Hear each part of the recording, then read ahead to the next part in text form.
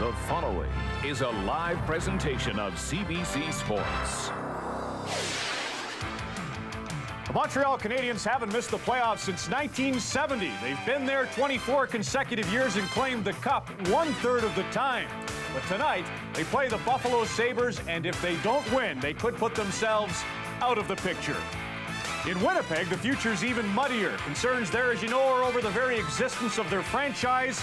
That's the backdrop against which the playoff race is in the forefront as the Edmonton Oilers host the Jets this evening. Plus, we'll show you a sachet for position in Calgary, featuring the Leafs and the Flames.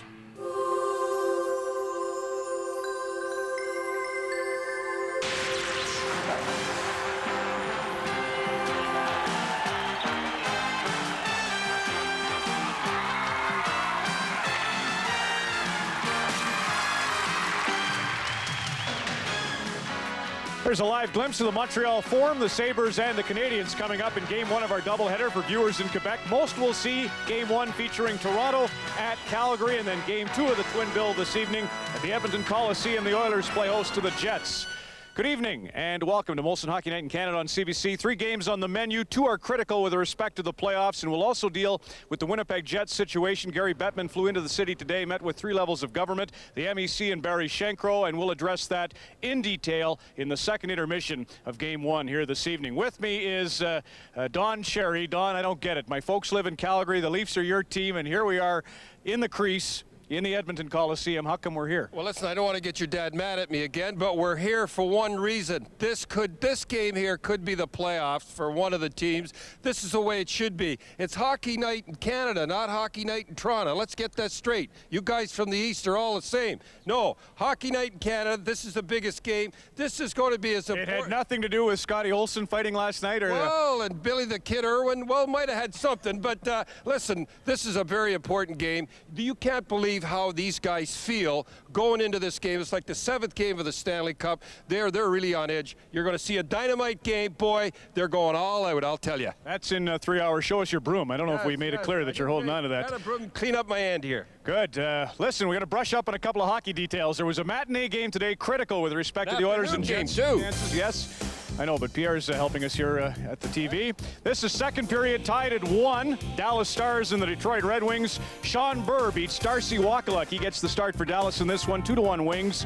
Then they put it away late stages of the second period. Coffey the shot, big scramble in the slot where we're standing. And there's Ray Shepherd where he usually stands, and he puts his 30th goal of the season. The Wings clinch home ice throughout the playoffs on the strength of a 4-2 victory. Darian Hatcher 2 in a losing cause. Here are the playoff races. Dallas is by no means home and cool. That 42 points means Edmonton can catch them. You see the Stars just 1 game left, and the other 4 chasing them all have 3 remaining. So goes without saying, a huge game at Edmonton coming up in 3 hours. In the Eastern Conference, Montreal, 2 back of Hartford, but they're battling for that 8th and final spot. The Rangers and Buffalo both did them a favor last night. Canadians do have a chance with 3 remaining games. We'll feature them and the Buffalo Sabres at the Montreal Forum, or Toronto and Calgary next on Molson Hockey Night in Canada on CBC.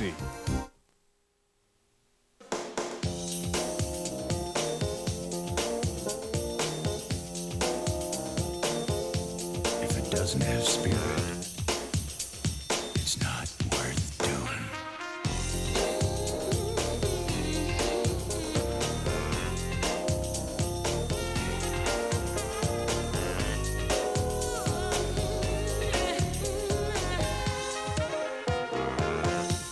Stretch out.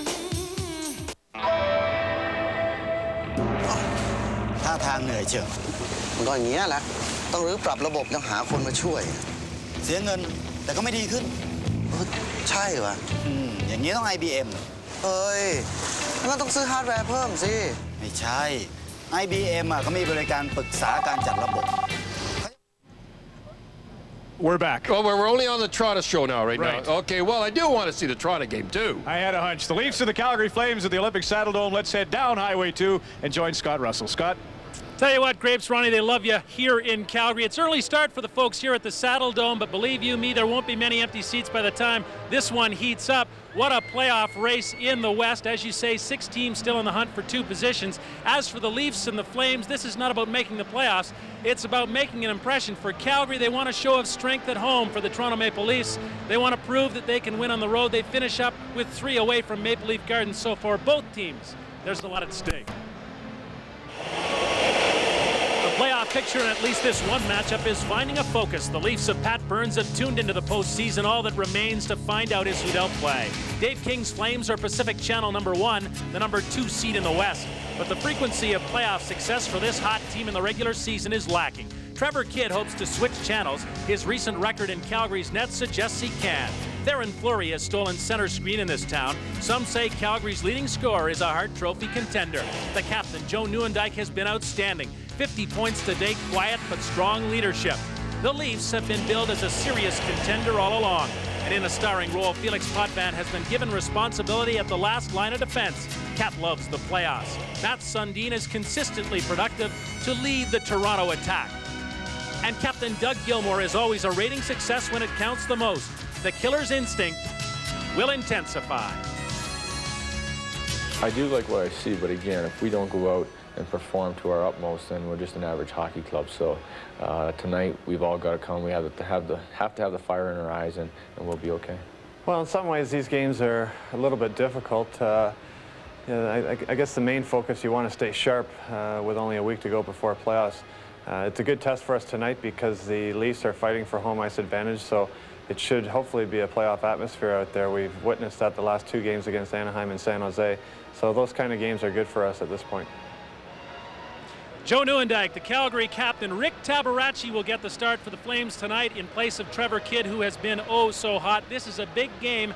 You can bet on that for the Calgary Flames and the Toronto Maple Leafs, for the Leafs especially, as they try to establish their playoff position and whether or not they will be playing at home. A huge game at the Montreal Forum as the Canadiens face elimination. They're playing the Buffalo Sabres. We'll keep you up to date on that throughout the night, and we'll even take you to Montreal for some play-by-play between the Sabres and the Canadiens. Right now, to set the scene on this game between the Flames and the Toronto Maple Leafs, let's go up to the booth and join Bob Cole and Harry Neal. Guys?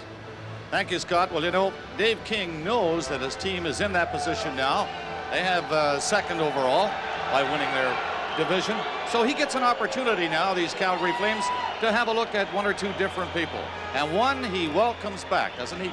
Yes, Michael Nylander is playing his first game after missing 42 with a fractured wrist.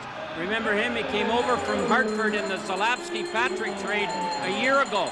Big-time offensive skill. He's got 3 games to convince his coach, Dave King, he should play in the playoffs.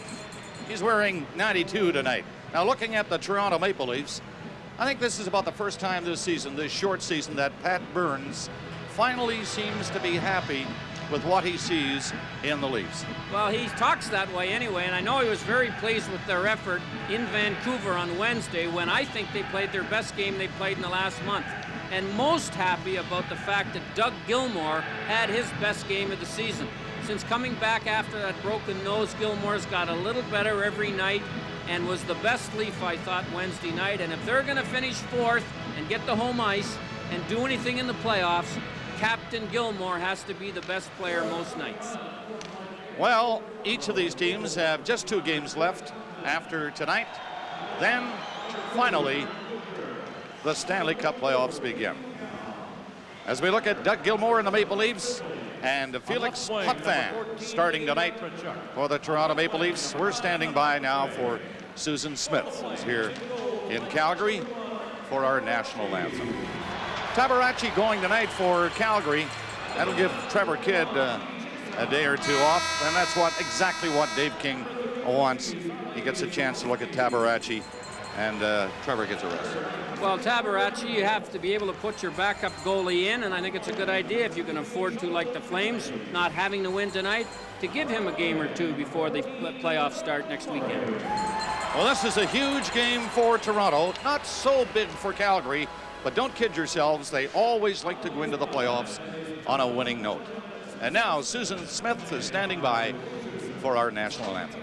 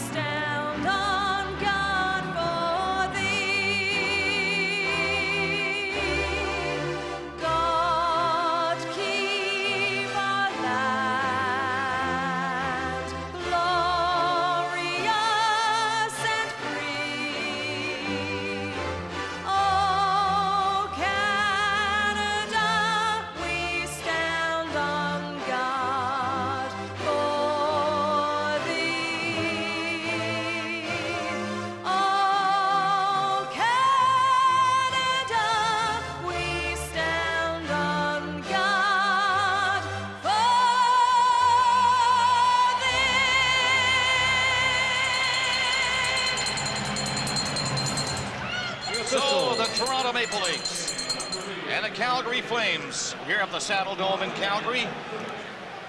The officials come to center ice, and the referee for the hockey game, that is Kerry Fraser, and with him will be Wayne Bonney and Mike Speak. They'll work the lines.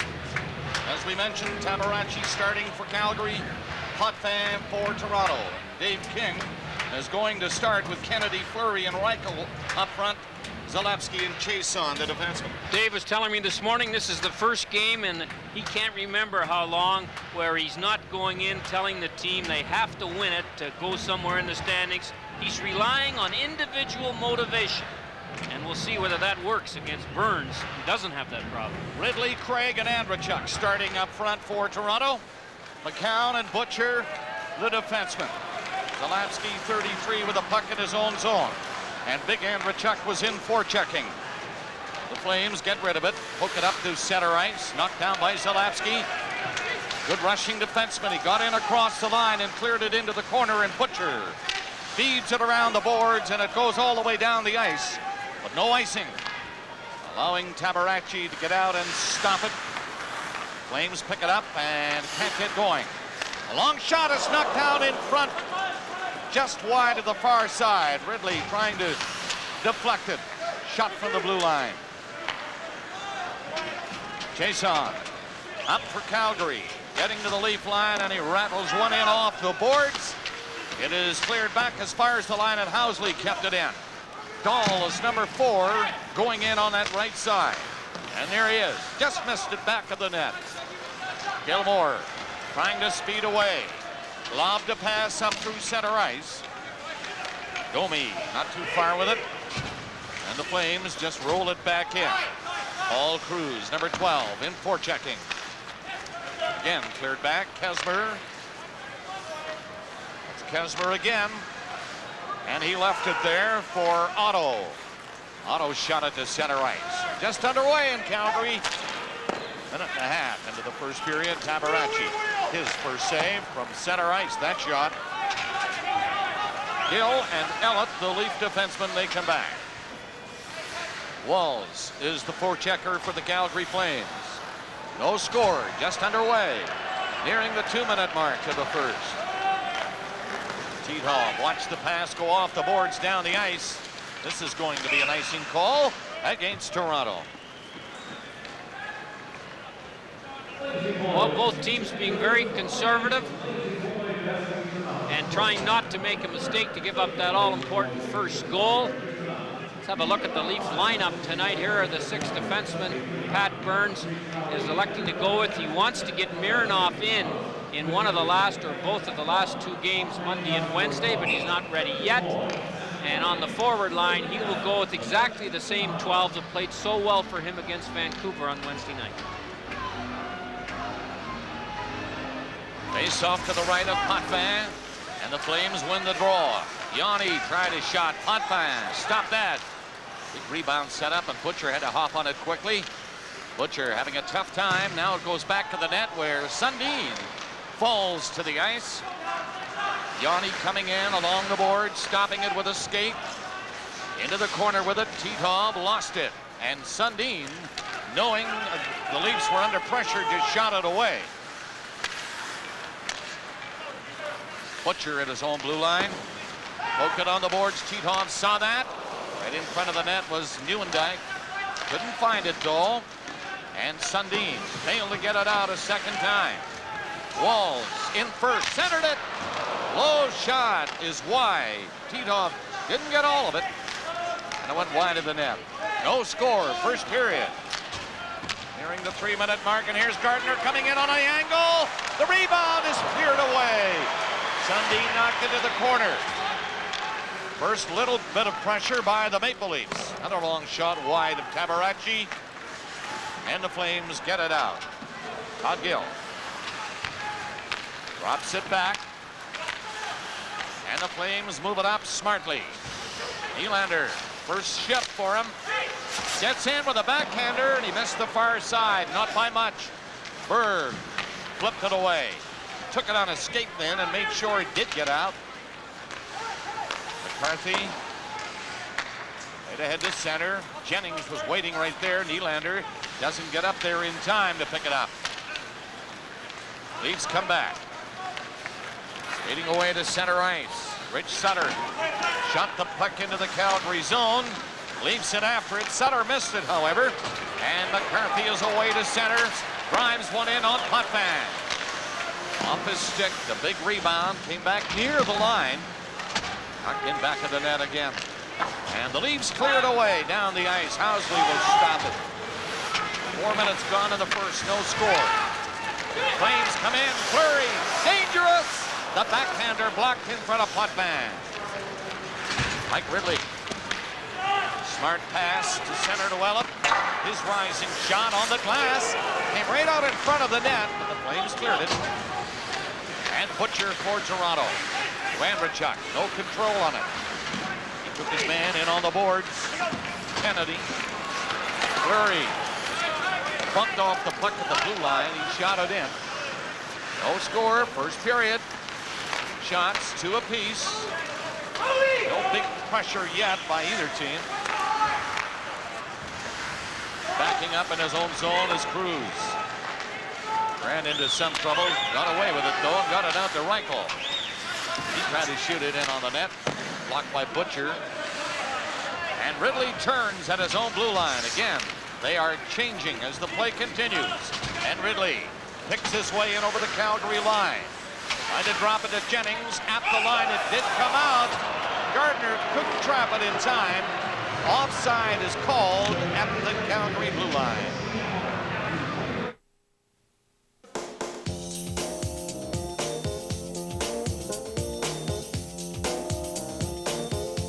If it doesn't have spirit, it's not worth doing.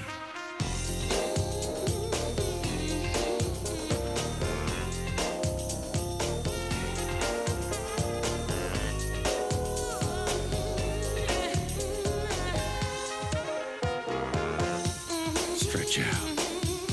There's more to broadleaf herbicides than crop safety and wild buckwheat control. That's why there's Refine Extra. Refine Extra's palm-sized container is easy to handle, and it controls the toughest broadleaf weeds in wheat and barley, including wild buckwheat and top growth control of Canada thistle.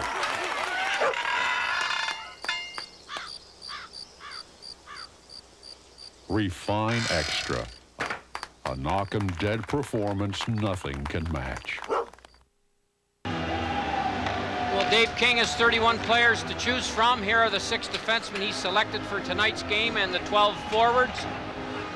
He certainly has no need to play his best players a lot, and I'm sure in these last 3 games, starting with tonight, we're going to see him use 4 lines and 6 defensemen on a pretty regular rotation. Dahl is chasing Todd Gill.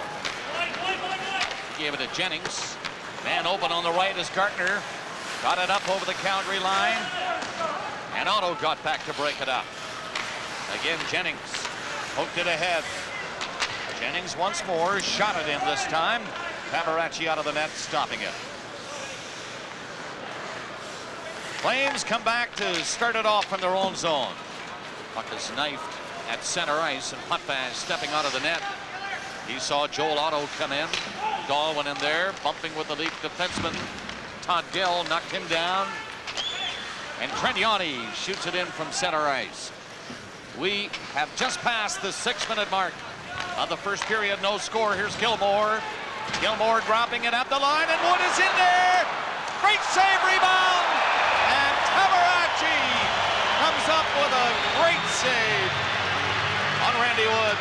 Well, a nice drop pass by Doug Gilmore. Then Randy Wood showed Chason the puck. Chason went for it right here, and he put it past his skate and walked in all alone. A good stop by Tabaracci on the first one, and maybe a better one at grabbing that puck before Wood could put the rebound in. Here's what Tabaracci saw. A lovely stop to start with, and the Leafs miss on the best chance of the game. Terrific chance by the Toronto Maple Leafs, and a great piece of goaltending by Tabaracci. All right, we have our first update tonight. Bob, the first of a critical home-and-home between the Montreal Canadiens and Buffalo Sabres. Sabres on the power play early in the first period of play. That's Pat LaFontaine to Donald Odette. And there on the doorstep, Alex McGillney, his 18th of the season, and it's 1-0 Sabres on a power play. Huge game at the Forum in Montreal, and Scott will keep us posted as we move along quickly here in Calgary in the first period. We played 6.5 minutes. No score. Leafs with the best chance so far. Rick Tabaracci stoned them. Ellen now in his own zone. Up in the wing is Ty Domi. Can't move it outside his own line. Gilmore rounding the net and getting away. Coming away from one check. Good pass to Wood again. Domi in on the play with Gilmore going for the net. And in front of the goal was Zarley Zalapski. Now a 2-on-1. Nieuwendyk set it up. And no shot from Walls. He, I am sure, thought Nieuwendyk was going to the net himself. And he could not control it. He was alone in front. We bought the Ford Windstar because we were expecting a third child. He's fit in actually really well. The kids have gone crazy over him. We wanted a safe vehicle with a very smooth and quiet ride. We like to do a lot of family things together. Now we have our Windstar to do it in. There's more to broadleaf herbicides than crop safety and wild buckwheat control. That's why there's Refine Extra. Refine Extra's palm-sized container is easy to handle, and it controls the toughest broadleaf weeds in wheat and barley, including wild buckwheat and top growth control of Canada thistle.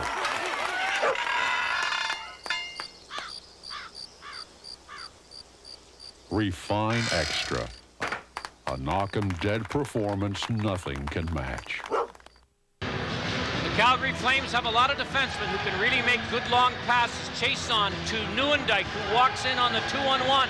Nieuwendyk elects to pass at the last second, and the pass can't be handled by Walls, and the Leafs get off the hook on a good scoring chance for the Flames. So both teams having tremendous scoring chances in the last minute or so in this first period, but we have no score yet in the hockey game. Nearing the 8-minute mark of the first. Housley whipped it quickly, but Gill will stop that. Takes the shot, blocked in front, and they get it back out over the line. Jennings and Gill. DiPietro took it on escape, couldn't control it. Kessler lost it, big save again. Tabaracci looking terrific in the early going of this hockey game. Another big stop. Bird trying to pass one in front, now the shot. He kicked that one out with the left pad. And the Flames shoot it down the ice. Icing coming up. Jennings back to touch it first against Nylander. Great goaltending. Dan Kesmer made a lazy little cross-ice pass in his own zone from the boards to the left of Tabaracci. It was intercepted, and the Leafs get another glorious chance to go ahead. Here's the pass, a soft backhand pass. And you can see it was intercepted quite quickly, and Tabaracci makes a big stop to keep this game at 0-0. And from the face-off, Andrechuk hits a shot from an angle. It's loose puck in front again. Tabaracci down, score! Tabaracci did everything he could. He had to go down to make the first stop and couldn't find it. And the Leafs take a 1-0 lead. Well, on what was probably their least dangerous chance of the period, the Leafs score a goal. Dave Andrechuk snapped the rebound in, but again, some soft defensive zone work by the Flames allow that shot, and then it's kicked back out to Ridley, who gets the shaft of his stick on it, and then Andrechuk with a little hook shot tipped the puck that hardly got to the back of the net. So 1-0, Toronto drawing first blood. Andrechuk scoring the goal. Here's Fleury now.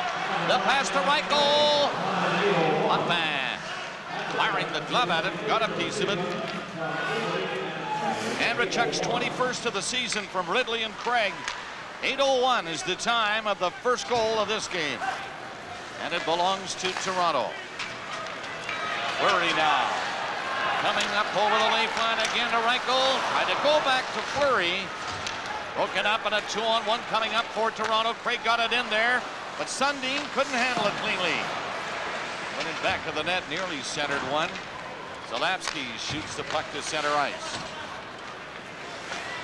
Johnson flipped it back to Ellett and picks the return pass.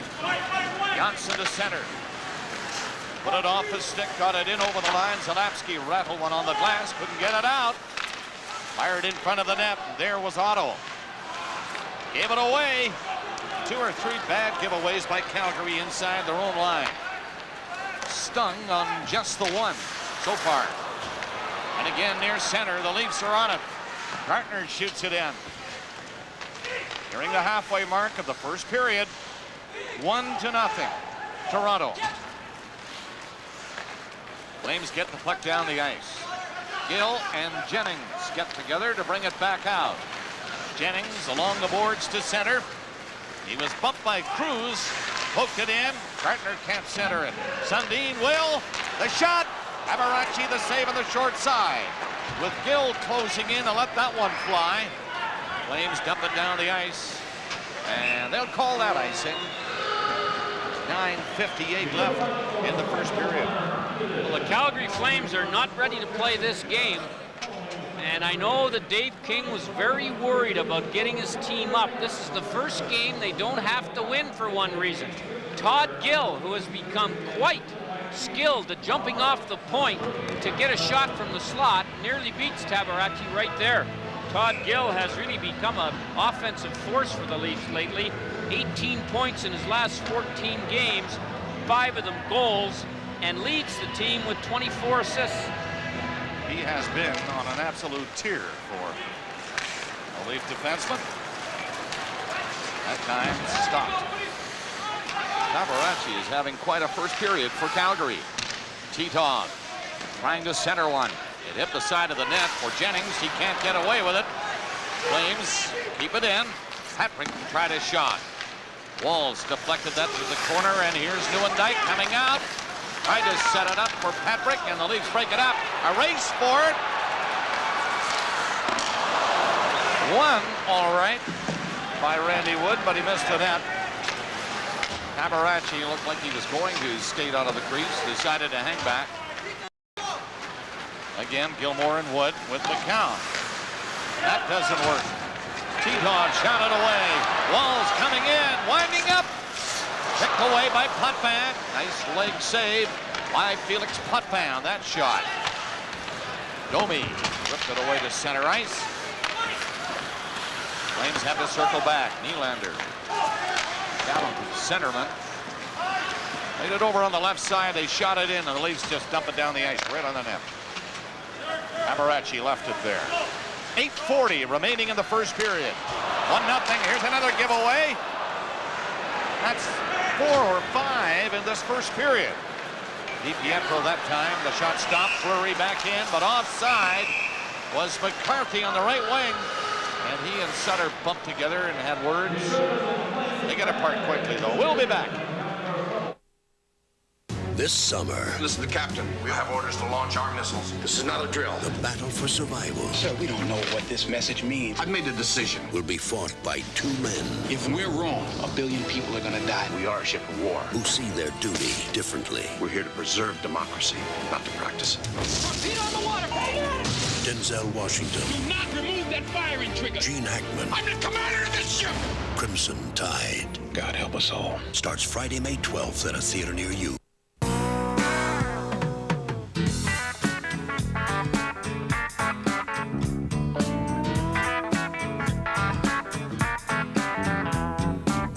Only new Achieve 40 DG lets you use as little as 5 gallons of water per acre to knock out wild oats and other grasses in all wheat, durum, and barley. At this rate, you may want to give your water truck driver the rest of the day off. New Achieve 40 DG, grass weed control that now takes you farther. Back at the Saddle Dome, and one of the most important Flames, Gary Roberts, has been on the sidelines for 37 games with a neck and shoulder injury. He said the thing that hurts most is the frustration. Well, I think sitting out and watching, it's no fun watching. You know, talk to any player who's been hurt, and watching games is no fun. So I look forward to getting back out there next September. Very quickly, important for the Flames to get past the first round. It's been the talk of the town. Can they do it? Well, they've got some good momentum now. All our key players are really playing well. I see no reason why we can't get by the first round this season. Gary, get better soon. Thanks a lot. Thanks, guys. Guys, back to you. Dave King would love to have him back in the Calgary lineup. I'd love to have him back so I can watch him. Doesn't take an easy stride, that fella. Zalapski leaves the puck for Fleury. In the slot with it, all the way back to the line. Now the shot by Zalapski, and Potvin saw that all the way. Still 1-0 Toronto. Fleury with the puck again, and another shot testing Potvin from a sharp angle, though. Ridley deep in his own zone, ahead to Craig. Can't get it out. Butcher will. Andrechuk lifting a high one, bounced in front of Tabarachi. He was careful. Flames get it up to center ice. Cruz trying to shoot one in. It was blocked by Gill.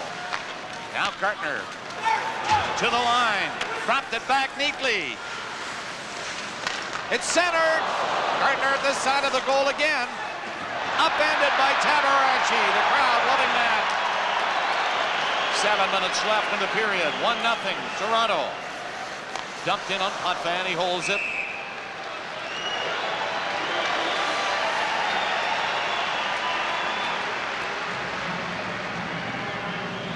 We want to make it perfectly clear. You'll find guaranteed low prices at your Canadian Tire store every day. If you find a better price anywhere, we'll match it.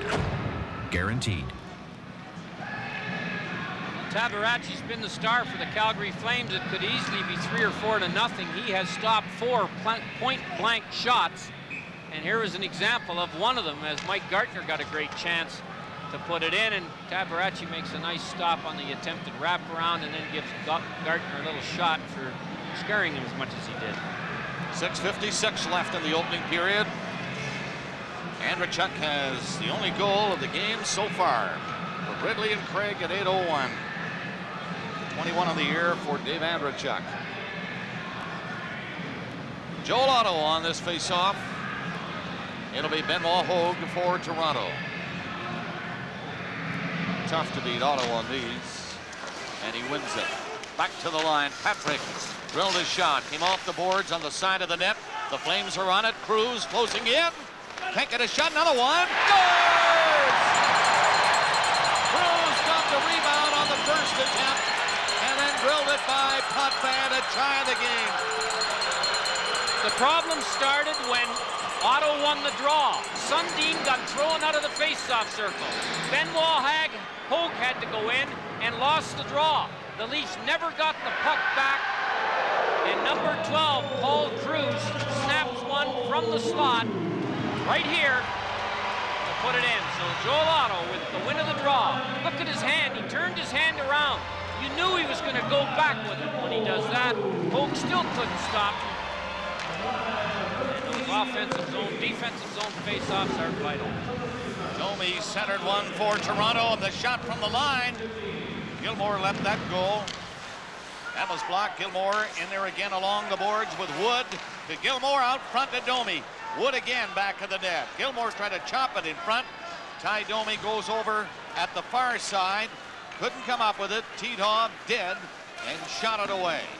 Lewandijk ripped it in deep into the lead zone. They keep it in. Titov's weak shot onto the skate of Janssen. He's away to center. Fakes the shot. And of course, 2 wingers were in offside. Well, Phil Housley, who's been a terrific addition to this Calgary team. He's second in the National Hockey League among defensemen in points. He leads the team with a dazzling +19. But poor old Phil, only one time in his career has he been on a team that won a playoff round, and that was in his rookie year, 1983-84 with Buffalo. So you know he's dying to get a chance to remove that millstone from around his neck. The tying goal by Calgary by Cruz from Patrick and Otto at 13:15. For 10 on the season for Paul Cruz.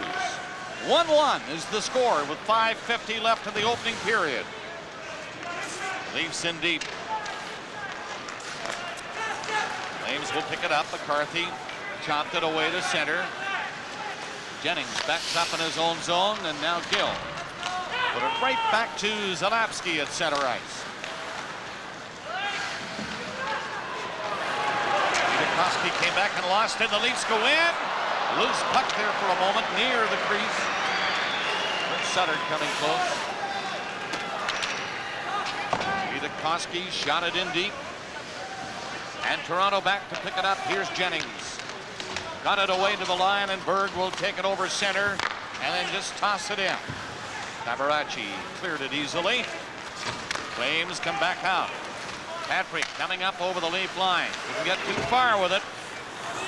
Nylander turns back. Shot one away to center ice. And Kennedy gets back deep in his own zone. Now Kennedy knocked one down at center.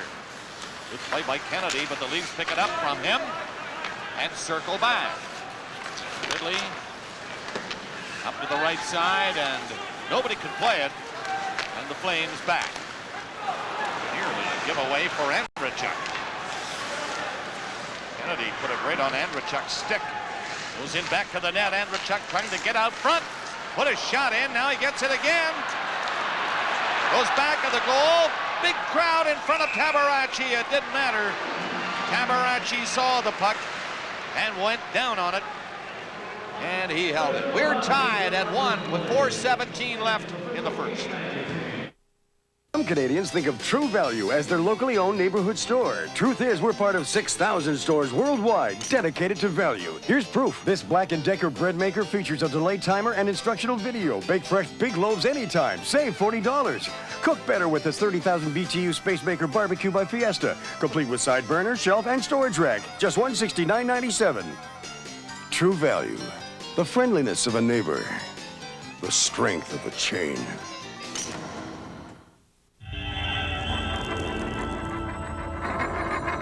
Remember what phone calls used to cost? Well, it's back, and it's from Cantel, the company that brought you affordable cellular. Introducing Amigo Time, the new 10-cent a minute leisure rate you get with Amigo. For $19.95 a month, talk all you want after 6 p.m. and the entire weekend. All for just $0.10 a minute. There's never been a better time. Amigo Time.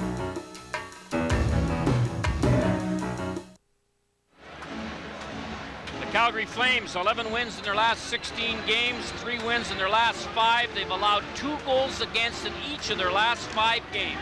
One sure way to win in the National League, allow 2 or less goals per game. Face off to the left of Rick Tabarachi, a standout for the Flames in this first period. Tested again. Not this time. It was knocked down in front before it got near the net. Chason crippling around after stopping it. And he's having a tough time getting back onto his skates. Limping off now to the Calgary bench. Chason blocking the shot. Puck in the center ice zone. Hold, bumped off the puck. Came back out over the line, and Dave Ellett backhands it in. Zalapsky back against Gartner. Gartner trying to center it. Can't. Flames will get it out. Otto spotted his man open.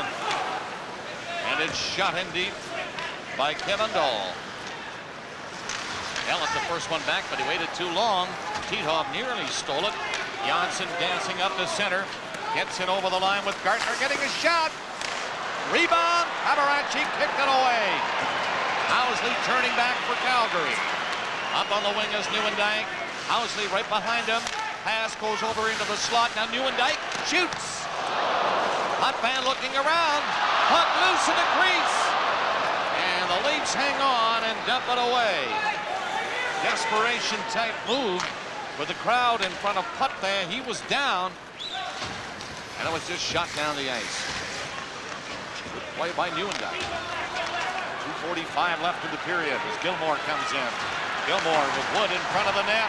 Zalapsky all over the former Flame. Doug Gilmore holds him there. Gilmore trying to fight his way loose. Got the puck out front.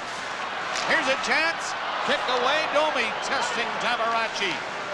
Stopped at the line. Another long shot. Big rebound. And Gilmore lifted the puck high over the net. Jennings closing in. He missed the goal. Penalty coming up. It'll be the first penalty in this hockey game with the big crowd in front of Tabarachi. We'll be back with the official call after this. Golly gee whiz, I'm on the road again. So I choose Choice Hotels, Canada's largest lodging chain. Always clean, comfortable, and affordable. Simply super. Okay, back it up. There in the corner. Golly jeepers, that's super clean. Score with Choice Hotels. Great corporate rates at Comfort, Quality, and Clarion starting at $52. And now introducing free local calls. That's just great hockey. I mean, hospitality. He's right, you know. Fleury for cross-checking. The only penalty. It comes at 17:46. Well, the Leafs were all over the Flames for about 20 seconds here. And there was 2 or 3 opportunities to score and 2 or 3 opportunities to give penalties. You can see Domi nailed Fleury, but watch what happens when Fleury gets up. And there's the cross-check on the back of the neck to tie Domi. And the Leafs get a power play with 2:14 to go in the first, and it's 1-1. Darren Fleury, the most valuable Flame. He'll get some votes, I'm sure, Bob, for the most valuable player in the Western Conference. If he doesn't, guys aren't watching the Flames play. Cab driver who took us over to the Saddle Dome tonight is voting him #1. And I can't blame him, you know. I would too. He's the most valuable player in the Western Conference in my books. Now, whether that makes him the MVP in the league remains to be seen. 2 minutes left in the first period. Flames 1, Leafs 1. Leafs scored first. Andrechuk got that goal at 8:01. Cruz at 13:15 tied it on a second effort. Speaking of second efforts, Dahl coming up with a couple right there. But the Leafs do get the puck out. Craig up over the Calgary line. He has to keep going himself. Yanni was back. Tabarachi out to clear it away to the boards. And Ellett now from the line. Faked his shot. Ellett again. Shoots. It hit Otto. And the Flames bring it out. Up to center. Just dump it in. It was Kesmer. 1 minute, 15 seconds remaining in the opening period. Gilmore again. He's skating hard in this period. Gilmore is dumped. Gilmore on this Leaf power play. Lost it near center ice. Kennedy bringing it in. Lobbed it off the boards and killed a few seconds by getting it back to Zalapski, who shoots at the length of the ice. 35 seconds left in the Fleury penalty and 47 seconds in the period, and the Leafs do not get it going. Dumped back in. McCown turning. Gill is the other defenseman. Gilmore coming back with McCown. Sundin off to the right, and Hope tried to hit him with the pass. It was intercepted. 30 seconds left in the period. Fleury will be back on the ice in 10 seconds. 1-1 tie. Hope coming away to center ice. Leafs move it up. It is slapped in by Gill. And here is Fleury out of the penalty box. No damage done. And let me tell you, he came close to getting a break, leaving the penalty box near center ice, and Tabarachi knew that. Well, the Leafs are, for Calgary is having quite a period. The Leafs are 2 for 37 in their last 37 power play opportunities. Yep. Coming up on our first intermission, Don Cherry standing by with a coach's corner. Tonight, Ford's legends, one of the greats of the Detroit Red Wings, captain, coach, general manager. Earlier today at the Joe Louis Arena, they retired Sid Abel's number 12.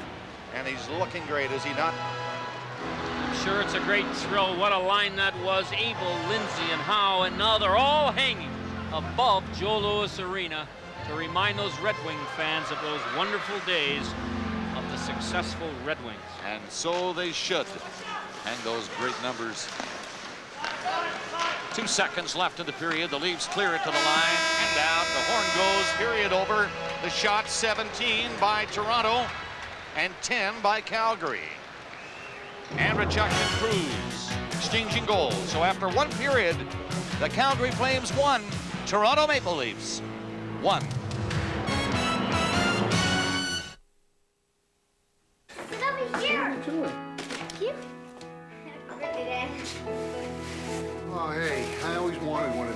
When people are asked what kind of lawn tractor they'd like as a gift, Happy birthday, Dad. most say the same thing. All the fun of Monopoly is back at McDonald's. You could win. $1 million? It's bigger and better than last time with $10 million in prizes to be won. It's super-sized excitement. You could win a Dodge Viper, shopping sprees, cruises, Sega Game Gear with Sonic Triple Trouble. Get 2 chances to win when you buy any of these favorites. You could win big instantly or collect a Monopoly and win. So go directly to McDonald's and play the Monopoly game. Have you had your break today?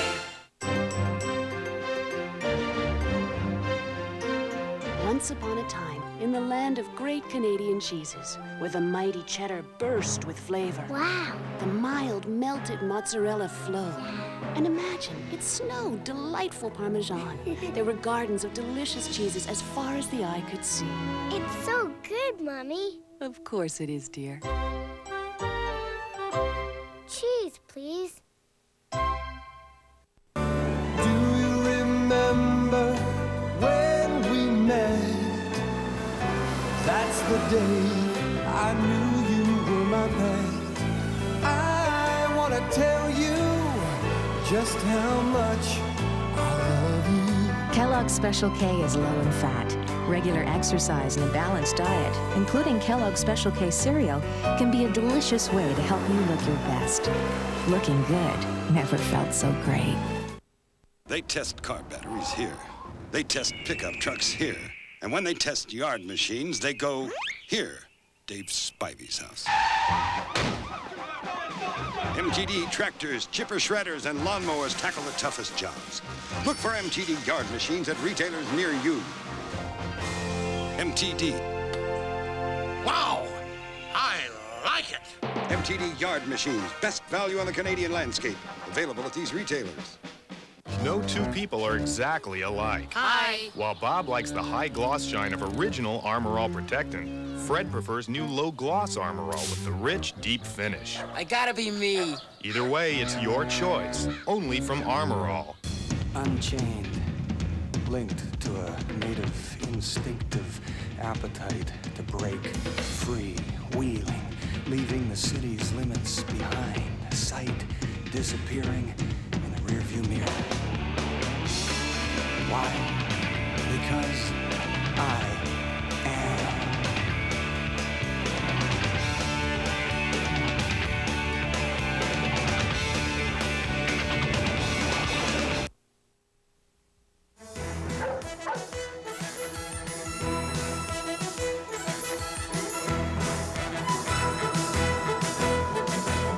Coach's Corner with Don Cherry.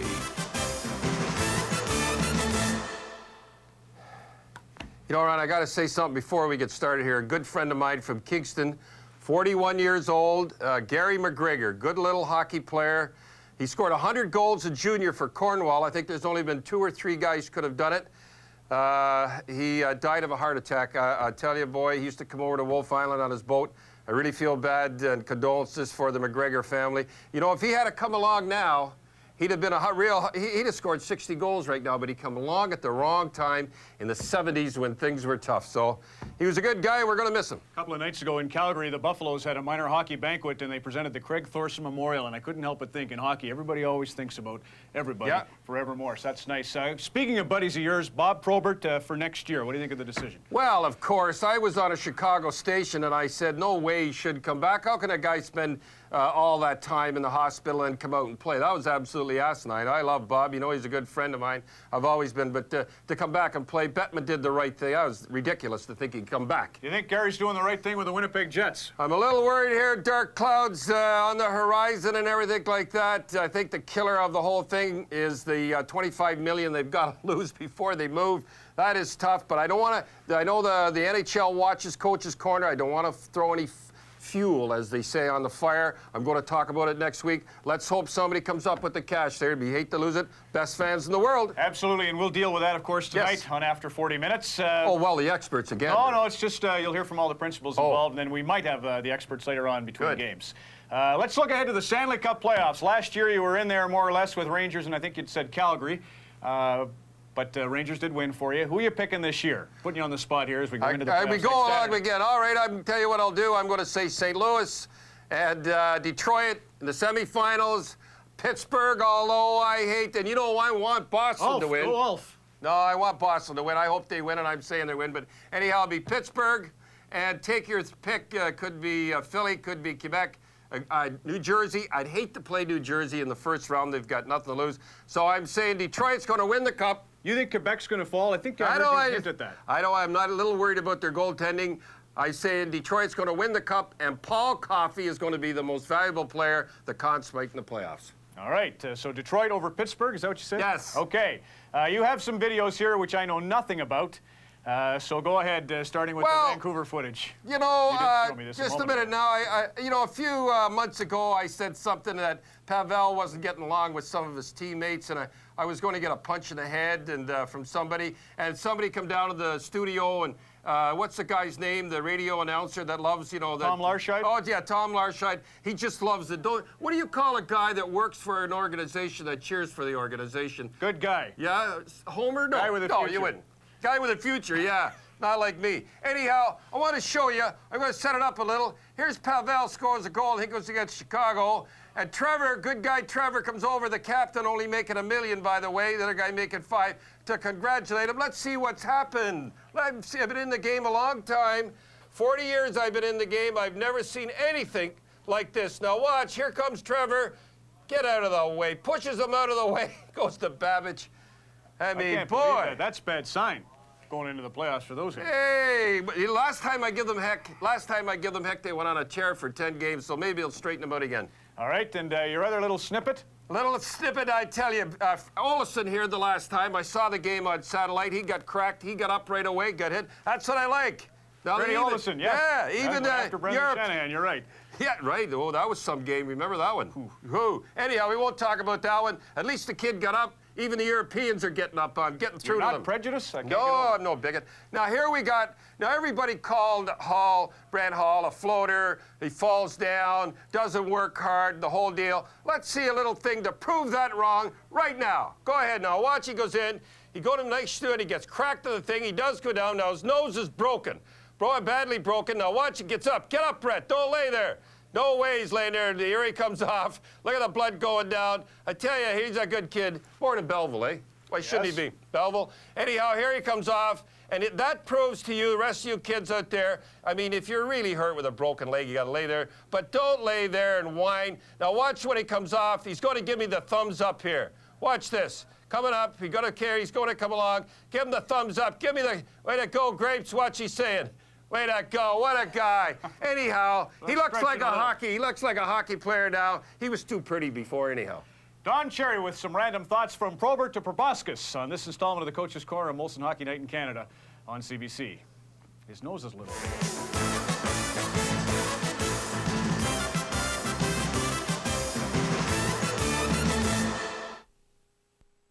This April, the Canadian Cancer Society will be knocking on doors all across Canada to raise money to help fight cancer. We know that if we're going to open the door to a cure, we've got to open doors in your neighborhood. So when we come to your door looking for a donation, please give. Who knows? A cure for cancer may be right on your doorstep. The fight against cancer has many faces. Will yours be one of them? If you haven't tried Golf's Car Wash yet, take off your coat and stay a while. Golf's climate-controlled Car Wash Plus, the ultimate car wash. No tokens or coins required. 11 self-serve high-pressure wand wash bays, plus foam brushes, vacuum cleaners, and when the green light's on, free drying time. The cleanest bays in town. The only car wash with a plus. Golf's Car Wash Plus, 1205 Arlington Avenue, just off 8th Street East.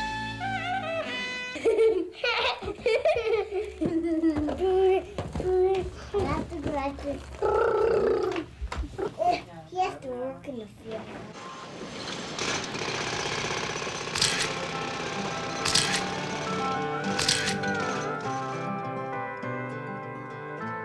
Saskatoon Farm Equipment, planning for the future.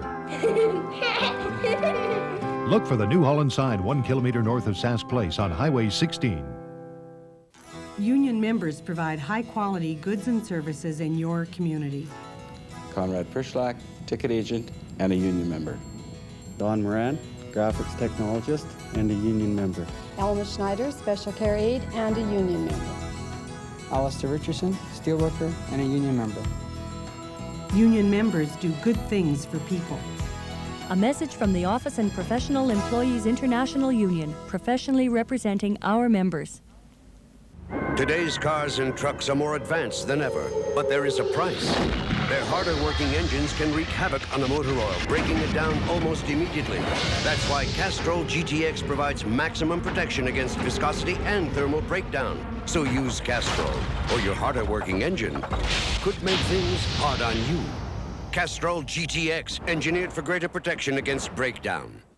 Look for Castrol's free NHL hat offer at these and other leading outlets. Growing up with minor hockey teams that I played with over the years, we wanted to see that Hockey Night in Canada. They call me up every once in a while. They're still watching the games. The tradition of the Stanley Cup playoffs begin next Saturday. Tonight we continue our tradition of honoring those who've contributed to hockey's rich heritage. Our focus this evening, the pivot on Detroit's production line, Sid Abel. Sid's featured on Legends, brought to you by Ford of Canada, makers of the 1995 Ford Contour, and the proud founding sponsor of the Hockey Hall of Fame and Museum. We bought the Ford Windstar for its space and comfort, especially space. We have 5 girls. I drive them to their music lessons, swimming, skating, hockey. It holds all of their things. They really like the Windstar.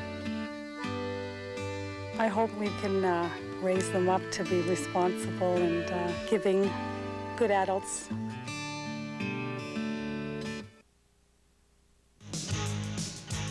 When they talk of contributions to the history of the NHL, few made more and did a better job than Sid Abel.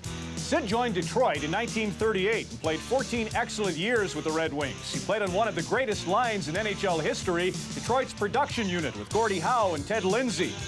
He captained the Wings at the age of 24. Twice he was a league all-star, and he was a Hart Trophy recipient. After his retirement, he became one of hockey's finest coaches, leading Detroit for 11 years, including 3 Cup final appearances. Sid Abel, honored for his remarkable career by being inducted into the Hockey Hall of Fame in 1969. We honor Sid this evening on Legends, brought to you by Ford of Canada, makers of the 1995 Mercury Mystique and a proud founding sponsor of the Hockey Hall of Fame and Museum.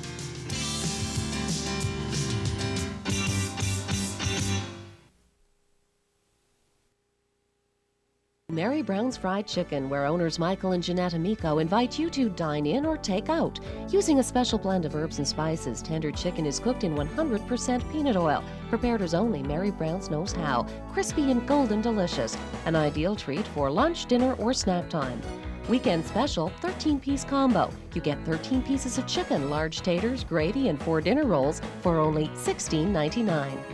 Well, for the better taste, nothing else comes close.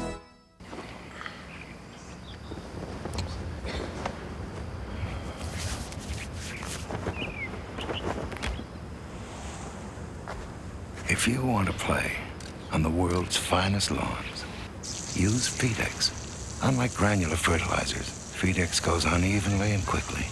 Fedex is the simple way to fertilize and eliminate weeds with no burns or streaks. Fedex from Green Cross, first aid for lawns and gardens. We're talking now to Ed. Ed, is it? Ed. Can I see your wallet, Ed? Well, Okay, not a rich man, but hey, as long as you've got your help. But did you know, Ed, the average Goodyear tire costs less than the pittance you have in here? Why? Because Goodyear makes and sells tires. Keeps the cost down. Keeps the money right where it belongs, right in the old pocket. There you go. Keep it, keep it. Great values now at Goodyear Saskatoon. My money? No. Well, okay. We'll prove it. Now that you know we have everything that is, for the games people play, why has it taken you so long to get into our store? At Dufferin Game Room Stores, we have all the games people play. So start playing games and visit a Dufferin Game Room store near you.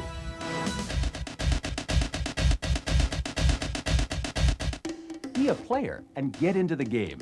Dufferin Game Room Store, that is. Are you game? Contour. Motor Trend says the balance between ride and handling is unparalleled. And considering Contour GL comes with dual airbags, Micron air filtration system, and the Z-Tech engine, there's another aspect of Contour that's unparalleled: the value. Now for a limited time, for only $279 a month, get Contour GL with no charge air. See why Car and Driver placed Contour on their 10 best list. Test drive Contour at your local Ford dealer today.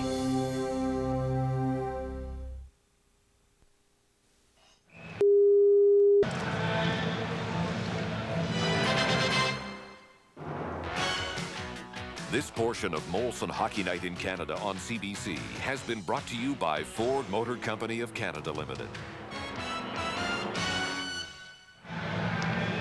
Bob Cole and Harry Neal with Scott Russell, the Hockey Night in Canada crew. In Calgary, we're tied at 1. Steve Chason, who was a doubtful starter because he's been battling a bad ankle for over a month now, gets hit on a point shot right here. The puck goes back to the point. Chason's trying to take Gartner out of the way, and whammo, it hits him right in the foot. He retired to the dressing room, but he's back in action. And the Leafs get the puck inside the Calgary line first. As the second period is underway, a long shot in. That's called on the offside. The Toronto Maple Leafs in the first period had 17 shots and 10 quality scoring chances. Tabaracci was terrific. The Calgary Flames, who scored once, had 9 shots on 5 scoring opportunities. So the Leafs played one of their better periods, but couldn't get the puck by Tabaracci any more than once. Puck shot down the ice. Icing waved off. Potvin then out to play it. He might get caught there. Kennedy was in. Potvin did not see him, but he got away with it. And Ridley comes through center ice. At the Calgary line, he turns around and had it poked away. Leafs get back on side as they shoot it in. Chason moving it up to center ice. Andrechuk lost it there. And Butcher comes back for Toronto with the Flames changing. A 1-1 tie. 1 minute into the second period. Ellett has to hurry against Cruz. It is dropped to the line. Cruz in front of the net. Goal! A harmless looking shot by Kevin Dahl. And Potvin saw it go in on the short side. The Flames take a 2-1 lead. Well, it's hard to understand how this puck went in the net. Watch Dahl. He just gets it at the goal because he knows he's got a player in front. But it hit Dave Ellett's stick. Paul Cruz was waiting in front.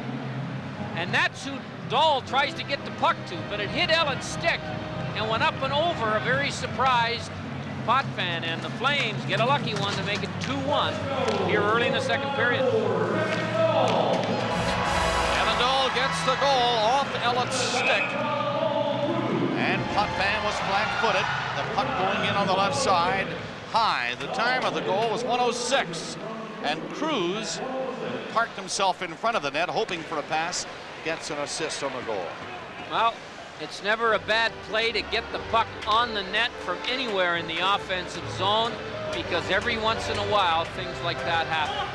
Potvin, one of his goaltending talents has been in this short career of his to rebound after disappointing goals. That was disappointing, not his fault. Let's watch him for the rest of the game and see if he can do it again.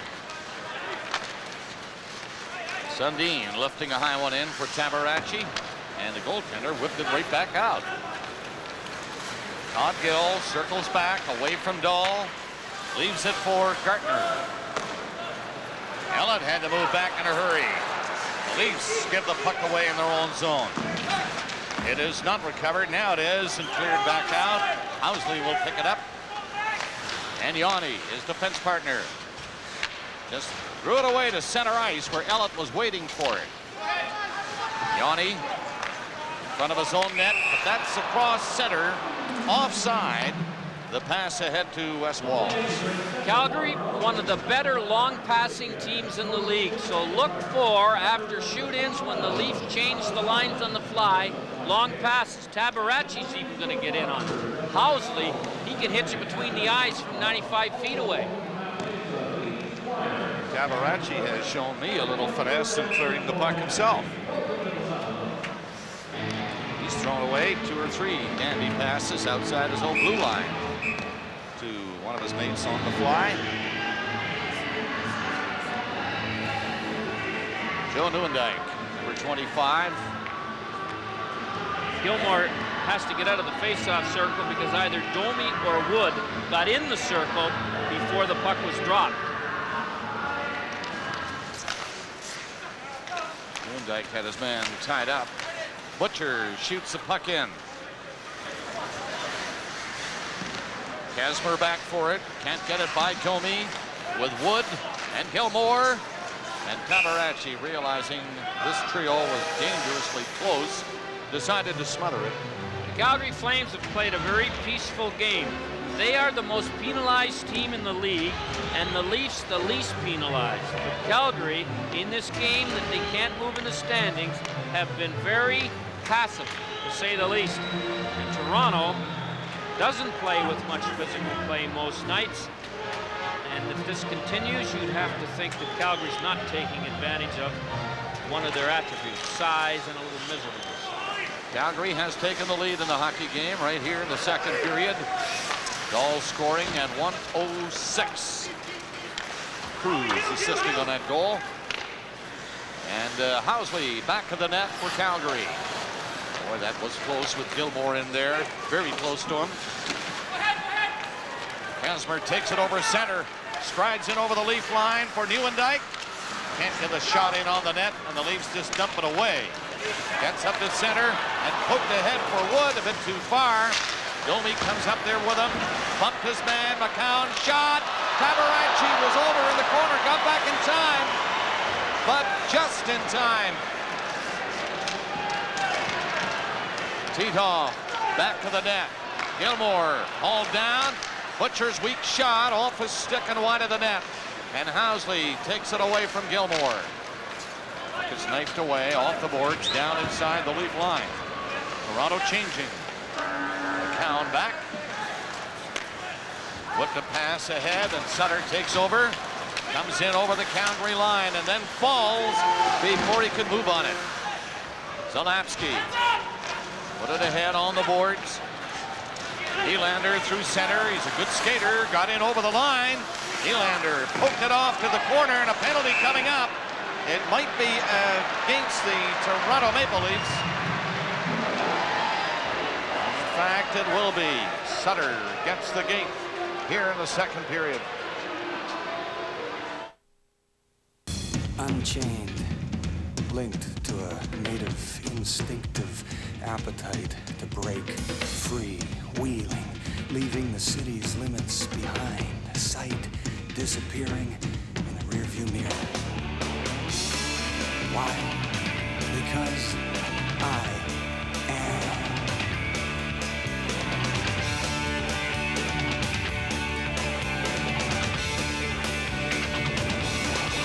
Don't ask me what makes a relationship. Ask my partner over there. She does all the work. She's good looking, utterly dependable, great with the kids, totally trustworthy, rain or shine, and she never ever asks for the sports section while I'm reading it. Is that perfect or what? But hey, ask her yourself. I gotta warn you though, she's the quiet type. Toyota Corolla, quite possibly man's best friend. Now get 4.9% financing on selected vehicles during Red Tag Days at your Toyota dealer. Hurry. Rich Sutter gets the penalty. It's the interference call here at 3:47. On the back check, number 20, you see him right there. Hauls down the Calgary player. Calgary gets a power play. Tabarachi, who likes to wander out of the net. Here's a look from in the net, and he just got back in time as McCown let a long shot go, but missed the target. Acrobatic save by Rick Tabarachi. Calgary 2, Toronto 1. And the Leafs shorthanded. So the Flames bring it in. Nieuwendyk away from McCown. Fleury back into the corner again for Walls. To Fleury. On the outside, all right. The shot goes in front. Walls took a swing at it. Potvin was down, made the stop, and the Leafs cleared it. 1:25 left in the Sutter penalty. Patrick takes the pass and ripped it in. Fleury bumped his man, allowing Newendijk to set it up. Patrick along the line, fooling everybody. Pulled away from Berg. Now Housley. Checked by Ridley. Got rid of it. Newendijk missed it. Fleury goes in for Calgary. Poked the puck loose. Fleury again with Newendijk. Patrick shot. Big save. Rebound. That was fired wide. Newendijk on it. Calgary on the power play, leading 2-1. Patrick at the blue line. Again, putting it in deep for Housley. And the Leafs will pick it up, and they'll clear it away all the way down the ice. 30 seconds left in the Toronto penalty. Flames, Bob, are 0 for 13 coming into this game in the last 5 games on the power play. Gilmore and Kennedy collided. The Leafs' Todd Gill gets in, tied up and can't get a shot. Here's Zalapsky coming to center. Housley takes the pass and up over the Leaf line. Housley from the angle, the shot, Potvin juggled the second one. Gilmore again with the right goal this time. Potvin hangs on to it. 6 seconds left in the Leaf penalty to Rich Sutter. Well, Gilmore is at his feisty best. He seems to be in a playoff frame of mind, skating better than we've seen him in many games this year. And he's a target of the opposition, which is usually a sign he's getting the job done. He's taken the mask off, as you can see. Told me he sees a lot better, he breathes a lot better, and he feels a lot better. Doesn't look quite as good. He's got a real banged up nose. I talked to him before the game, and as you mentioned, Harry, he feels much better, breathing easier. His mom and dad are not breathing easier since he turned the mask off. I talked to them Wednesday night. They lost the battle of words trying to get Doug to keep it on till the end of the season. But why wouldn't a mother and father think that? Leafs shorthanded for another 4 seconds, and they've killed it off by clearing it away. Sutter out of the penalty box. Chiasson, a soft pass ahead for Cruz. A bit too far for him. Toronto trying to get organized. Calgary has taken the lead in this second period. Early goal by Dahl at 1:06. Butcher comes up, and this shot deflected by Zalapsky into the crowd, and he and Butcher have a word or two. Well, we've got Scott Russell standing by for all our updates tonight. So, Scott. Well, Bob, as we mentioned, a critical game for the Montreal Canadiens as they're playing the Buffalo Sabres. They get a goal to tie it from Brian Savage, and then it's Mark Astley, a Calgary native, goes around everybody, beats Patrick Roy high, his second goal of the year. It's now 2-1 for the Sabres over the Canadiens. So it continues to be a one-goal game at the Forum in Montreal, and this is big time for Canadiens. It's been a one-goal season for Montreal. They just cannot seem to get squared around for any length of time, and now, should Buffalo beat them, that's the end of any chance of Montreal catching Buffalo. And they're still going to have the playoffs, so aren't they, Bob, if the Montreal Canadiens aren't in, are they? Yes, I would imagine. It'd be strange without them. You've got that right.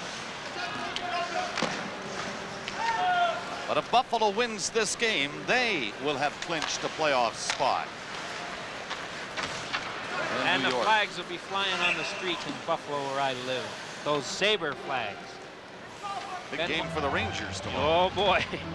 Against Philadelphia. Benoit Hogue, who seems to be finding himself a little bit with the Leafs. He hasn't really taken advantage of his great speed. And I think that's what comes along with confidence and knowing your line mates. And Pat Burns has left his lines together now for 2 or 3 games for the most part. And I think one of the reasons why we should see and have seen Hogue emerge is that he's played with Sundin and Gartner for about 3 games. And Sundin racing for the puck at center. Chiasson beat him to it. It is not cleared out over the line, though. Now it is tapped down at center ice by Gill. And he just comes back to pick it up. Cruz is in there watching him with Dahl. Was given the Flames a 1-goal lead here in the second period. He scored at 1:06. Gill comes in with the puck across the Calgary line. It's booted away by Chason. Dumped in again by Ellett. Played on the boards. Gartner was moving up there with Sundin. Now Cruz up across the line to center ice, and Otto got rid of it. The Flames are going to make changes.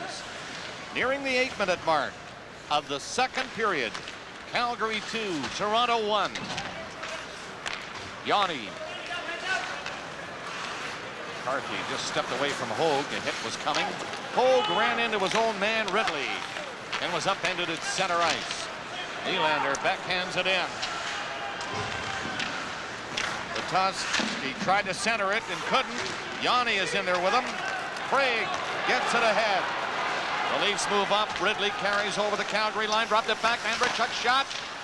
And the rebound set up, but the Flames are on it. Nylander gets it out quickly. Burakovsky couldn't catch up to it. Nylander takes it on the boards to the line, and the shot high. It'll get into the crowd over the glass. In behind Felix Potvin. 11:54 remaining in the second. Kellogg's presents Heads Up Hockey with Brett Hull. Hi, I'm Brett Hull. You need more than size, speed, and a nasty shot to win at this game. The greatest hockey players know the key to success on the ice is how you think while you play. When you try Banana Nut Mueslix from Kellogg's, you'll discover a taste you already know pretty well. And that's banana nut bread, like it just came out of the oven. There's big crispy wheat flakes, crunchy granola, chunky cracked walnuts, and the great taste of bananas. It's all in Kellogg's Banana Nut Mueslix cereal. Next time you're looking for the real taste of banana nut bread, try Banana Nut Mueslix from Kellogg's. The mental aspect of hockey has always separated the greats from the rest of the pack. Becoming a student of the game, understanding your teammates' role in the opposition are some of the real challenges for any player. Heads Up Hockey from Kellogg. Trevor Johansson on left wing to Sittler. He's checked by Potvin. Now Turnbull clears it ahead to McDonald. McDonald ready in shoots. He scores! McDonald wins it. The Leafs win it.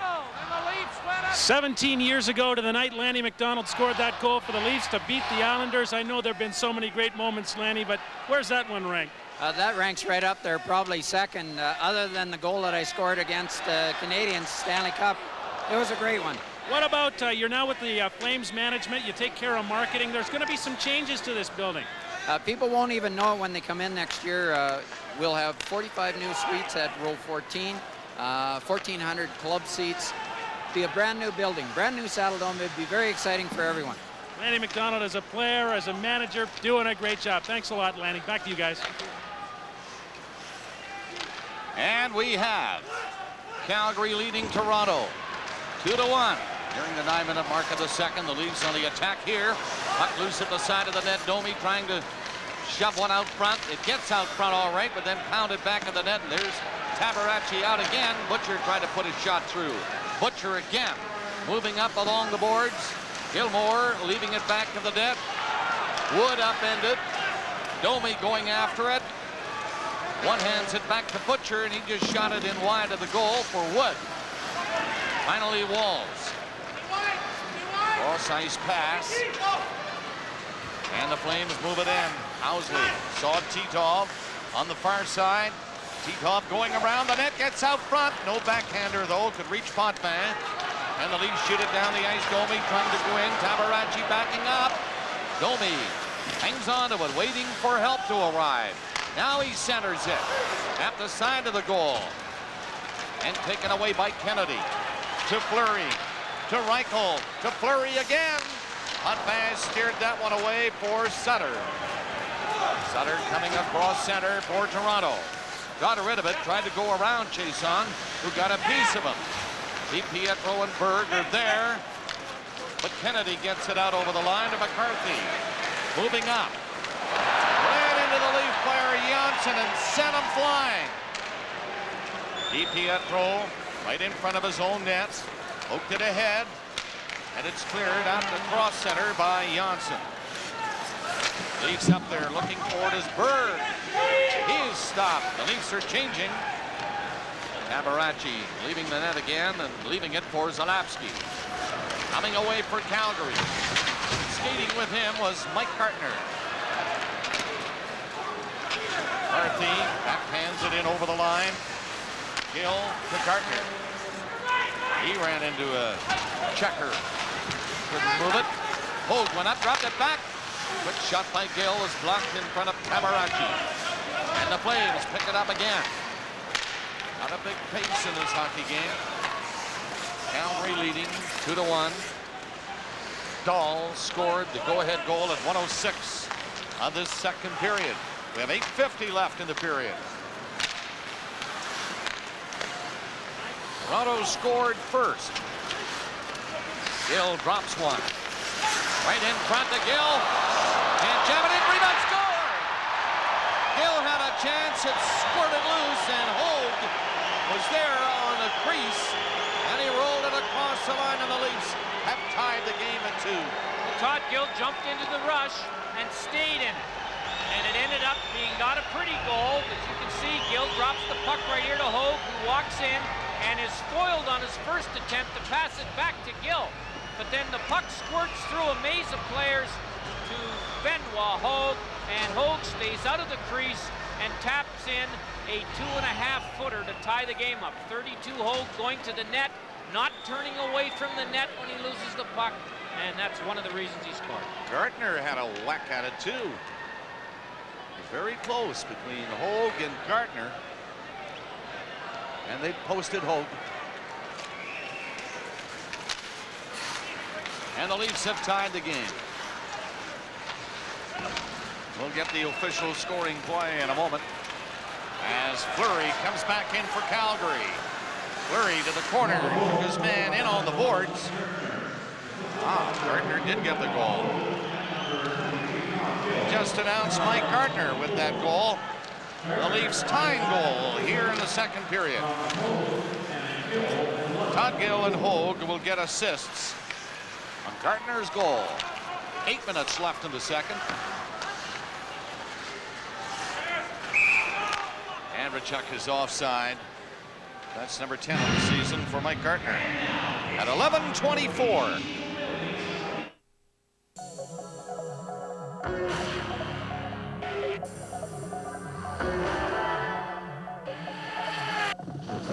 It's built to advanced safety standards. It out-accelerates most competitors with up to 40% more horsepower. And when it was voted Best Economy Car of the Year, to the competition it meant game over. The all-new 3- or 4-door Accent from Hyundai. It's a tough car to beat.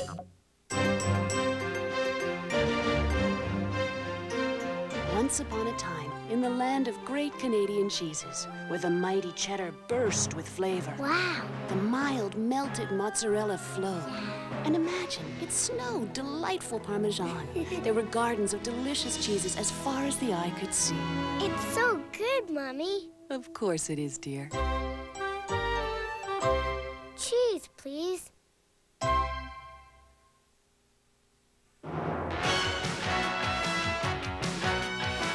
Closed captioning for tonight's game is sponsored by Household Finance.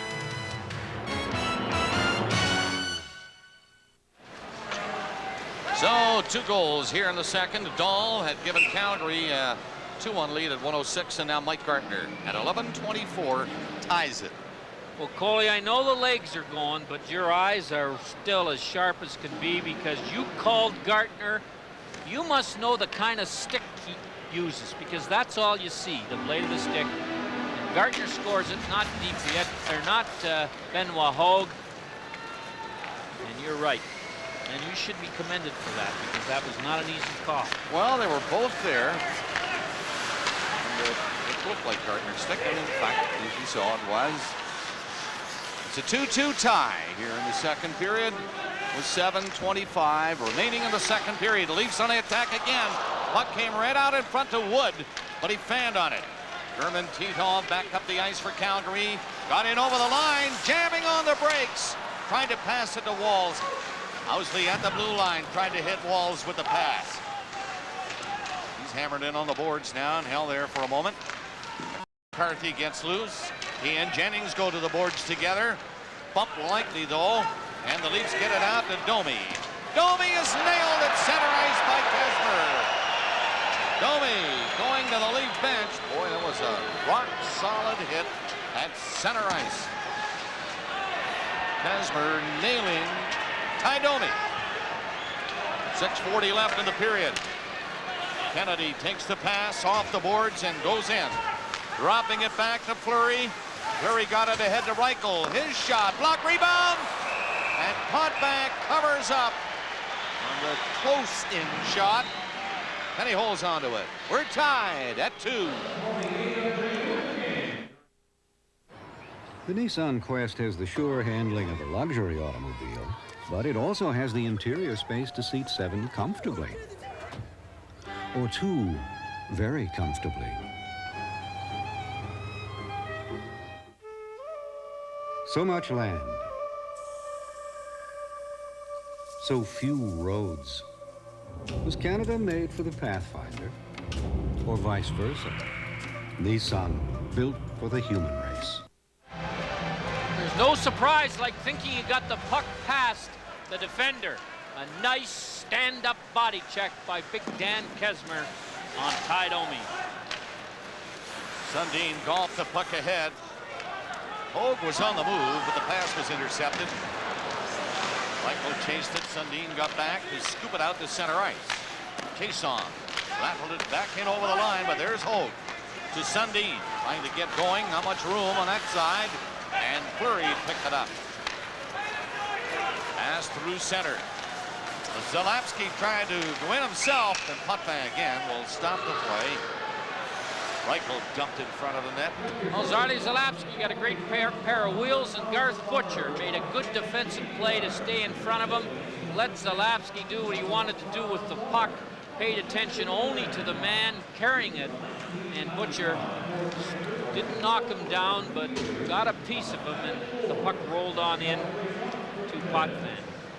The defenseman, you can't look at the puck, especially if the guy can handle it, like Zardy Zalapsky.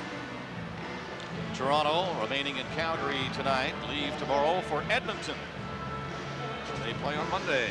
And then Anaheim, the Mighty Ducks, on Wednesday. And the Flames, after tonight, have 2 more games. Wait a minute. Puck is lifted away over the glass. And very quickly, we have this update for you. Bob, all kinds of action at the Montreal Forum, and the Canadiens own most of the scoring chances but are down 2-1 to Buffalo until this. Brian Savage feeds back to the point, finds Yves Racine. His shot finds the stick of Turner Stevenson in front, and it's past Dominik Hasek, his 6th of the year. 2-2 the Sabres and Canadiens. Thank you, Scott. We'll keep you posted. You see the Leaf player, DiPietro, in the penalty box. Potvin lifted the puck cleanly over the glass. That's delay of game. A one-handed shovel shot as the puck was sitting in the crease, and he got underneath it and put it right over the glass. Right here. First of all, that's not easy to do. And secondly, to get a penalty for clearing it that quickly doesn't seem fair, but those are the rules. So it's a power play again for Calgary. 4 goals in the game, even strength goals. 2-2's the score. 5:35 left in the second period. Fleury along the blue line, finds a man open. Housley shoots. Potvin saw it all the way, just covering the angle, and the puck came right to him. Well, Phil Housley and all the other statistics I gave you early is 8th in the National League in assists with 35, 11 points in his last 11 games. Calgary Flames wanted more offense, more quickness, and better puck handling on their defense. Housley's done all that for them this year. 5:31 left in the period. Calgary on the power play with a score tied at 2. Whipping it around inside the Leaf line, and Housley has it now. Takes a look, back to the line it goes, back into him. Housley rolled it in front. It's intercepted by the Maple Leafs, and Butcher, who intercepted that pass, chased it to center and cleared it in. Walls got as far as center and lost it, but Housley right behind him picked it up. Got it up to Walls, touched it at the line. The Leafs get a 2-on-1. Bird coming in with Gilmore. Gilmore rebound. Gilmore forced to go back to the net. Good play by Tabarachi again, saving the Calgary Flames from a shorthanded goal. Flames are in shorthanded now at the Leaf blue line.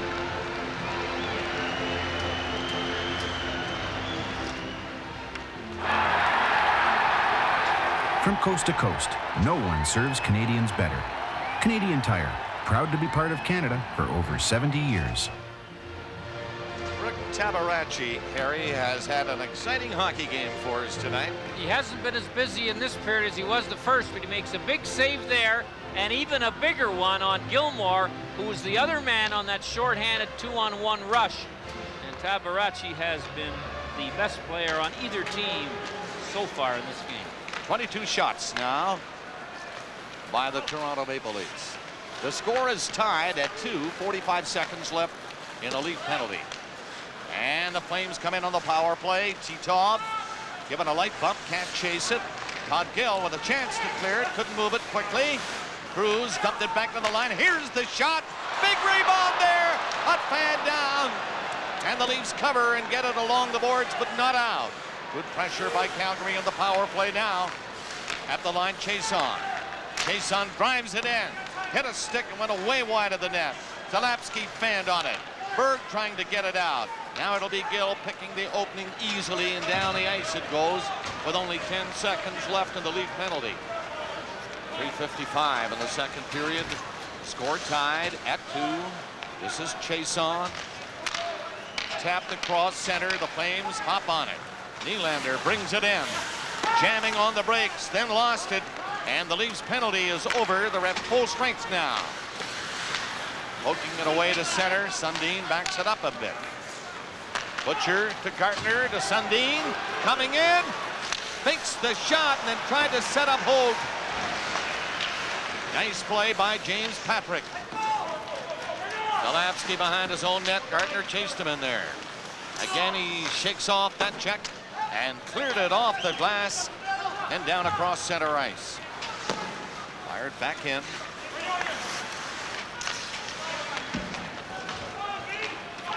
Hook back to center ice and shot in deep. Potvin out of the net. Giveaway to Fleury. Low shot. Rebound, and Potvin hooked it away with the help of Todd Gill.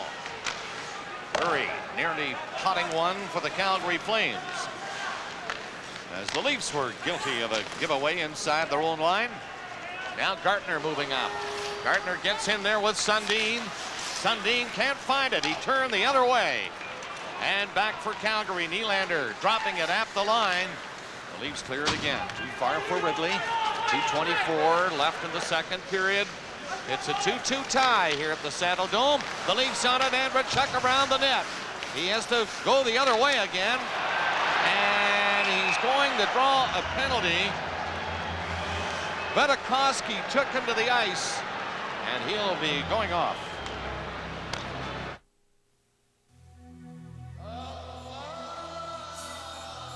Pyramids have been built in honor of 3 kings, 7 pharaohs, and 1 4-door. It's the car that set a new standard for reliability and satisfaction.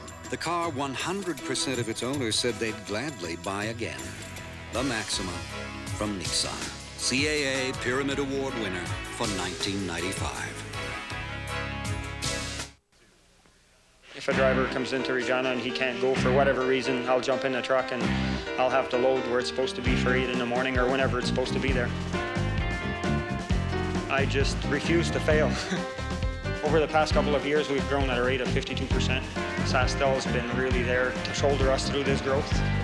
The 800 number makes it a lot easier for a shipper out of Calgary to call us. He doesn't have to spend any money. Makes us as competitive as the local guys. Direct seeding can work in heavy crop residue if you start at harvest. This message on sustainable farming is brought to you by Monsanto. Offensive coverage until the holding call, and so the Leafs will get a power play with 2:11 to go in the second period. There's Vetakoski, the penalized player, as he took Andrechuk to the ice. Andrechuk coming out from behind the net, trying to jam it in. The Leafs now have a turn on the power play with 2 minutes left in the second period. Ellett and Gill at the blue line. Hands it off. Calgary on it, trying to poke it out. But they can't. Ellett keeping it in. Rolled it ahead. Ridley on the boards. Back to Ellett. Take the shot. The pass. Too far for Ridley. Now he has it. Ridley to Ellett. Shot finally and deflected wide of the goal. Ellett moving up against Dahl, the penalty killer. He poked at it, and the Flames get it out and shoot it down the ice. A minute 25 left in the second period. 1:10 left on the Leaf power play. 2-2 tie. Dahl and Gartner exchanging goals in the second after Andrechuk and Cruz in the first. Wood moving up. Can't center it. Herman Titov, he left it for Patrick. And they get it down the ice again. On the Gartner goal, they took the assist away from Hogue and gave it to Sundin. So Gill and Sundin assisting on that tying goal by Gartner at 11:24. 45 seconds left in the period. There's Tabaracci again out of the net. Janssen faked the shot. Poked in at the side of the goal. Leafs whipping around outside. McCown's shot knocked down. And Kennedy clears it quickly. 20 seconds left on the power play for Toronto. Lead pass does not work. And Fleury has it. Wasted a few seconds and then lifted one to center. Intercepted now up the line. The pass from McCown. Chason brings it in. Otto the shot. Would have been wide of the net, but Potvin gloved it anyway. The penalty over. Calgary at full strength. 5 seconds. That's all remaining in the second period. Tabaracci one more time out of the net. And flipped it off to the corner on the horn. That ends the second period. So we're tied here in Calgary at 2. The Flames and the Leafs. The Sabres and the Canadiens. Let's go to Dick Irvin in Montreal.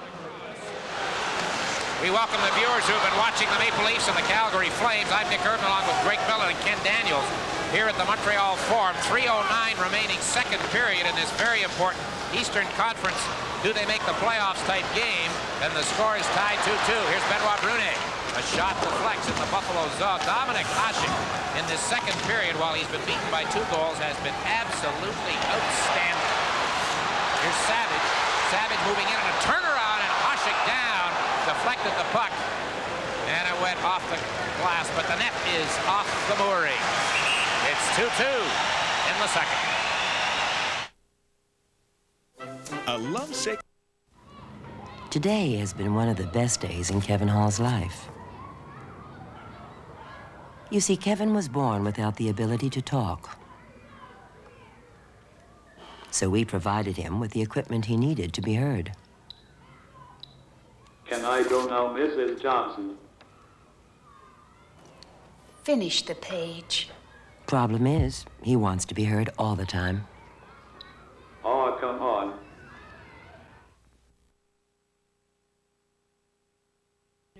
All day, every day, live and up to the minute. CBC Morning News, This Day, News World Early Edition, and now 7 nights a week, The National. Find this symbol in your TV listings and stick with it. CBC News World delivers news, sports, business, and weather as it happens.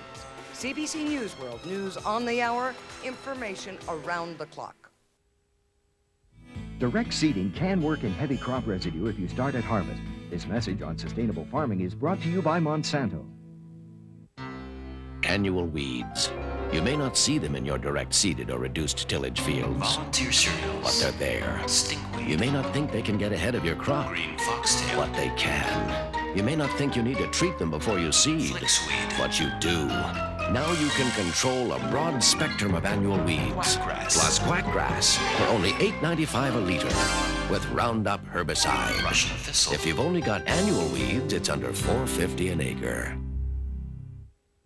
Direct seeding can work in heavy crop residue. By adding a chaff and straw spreader to the combine, farmers can spread residue evenly, ideally the full width of the swath. Many farmers with heavy crop residue start by removing or baling excess straw and/or chaff for livestock feed. If necessary, harrowing after harvest will help spread heavy straw. This is part of sustainable farming. It's that time of year again. Time for the spring service special from Toyota. The perfect time for a lube, oil, and filter, along with a 55-point spring safety inspection for just $34.95. Has winter been a little rough on your muffler? Your local Toyota dealer can help with mufflers from $89.95 installed. The spring service special at your local Toyota dealer, the place to put your trust. Ends Lexus Toyota Saskatoon and Rainbow Toyota North Battleford.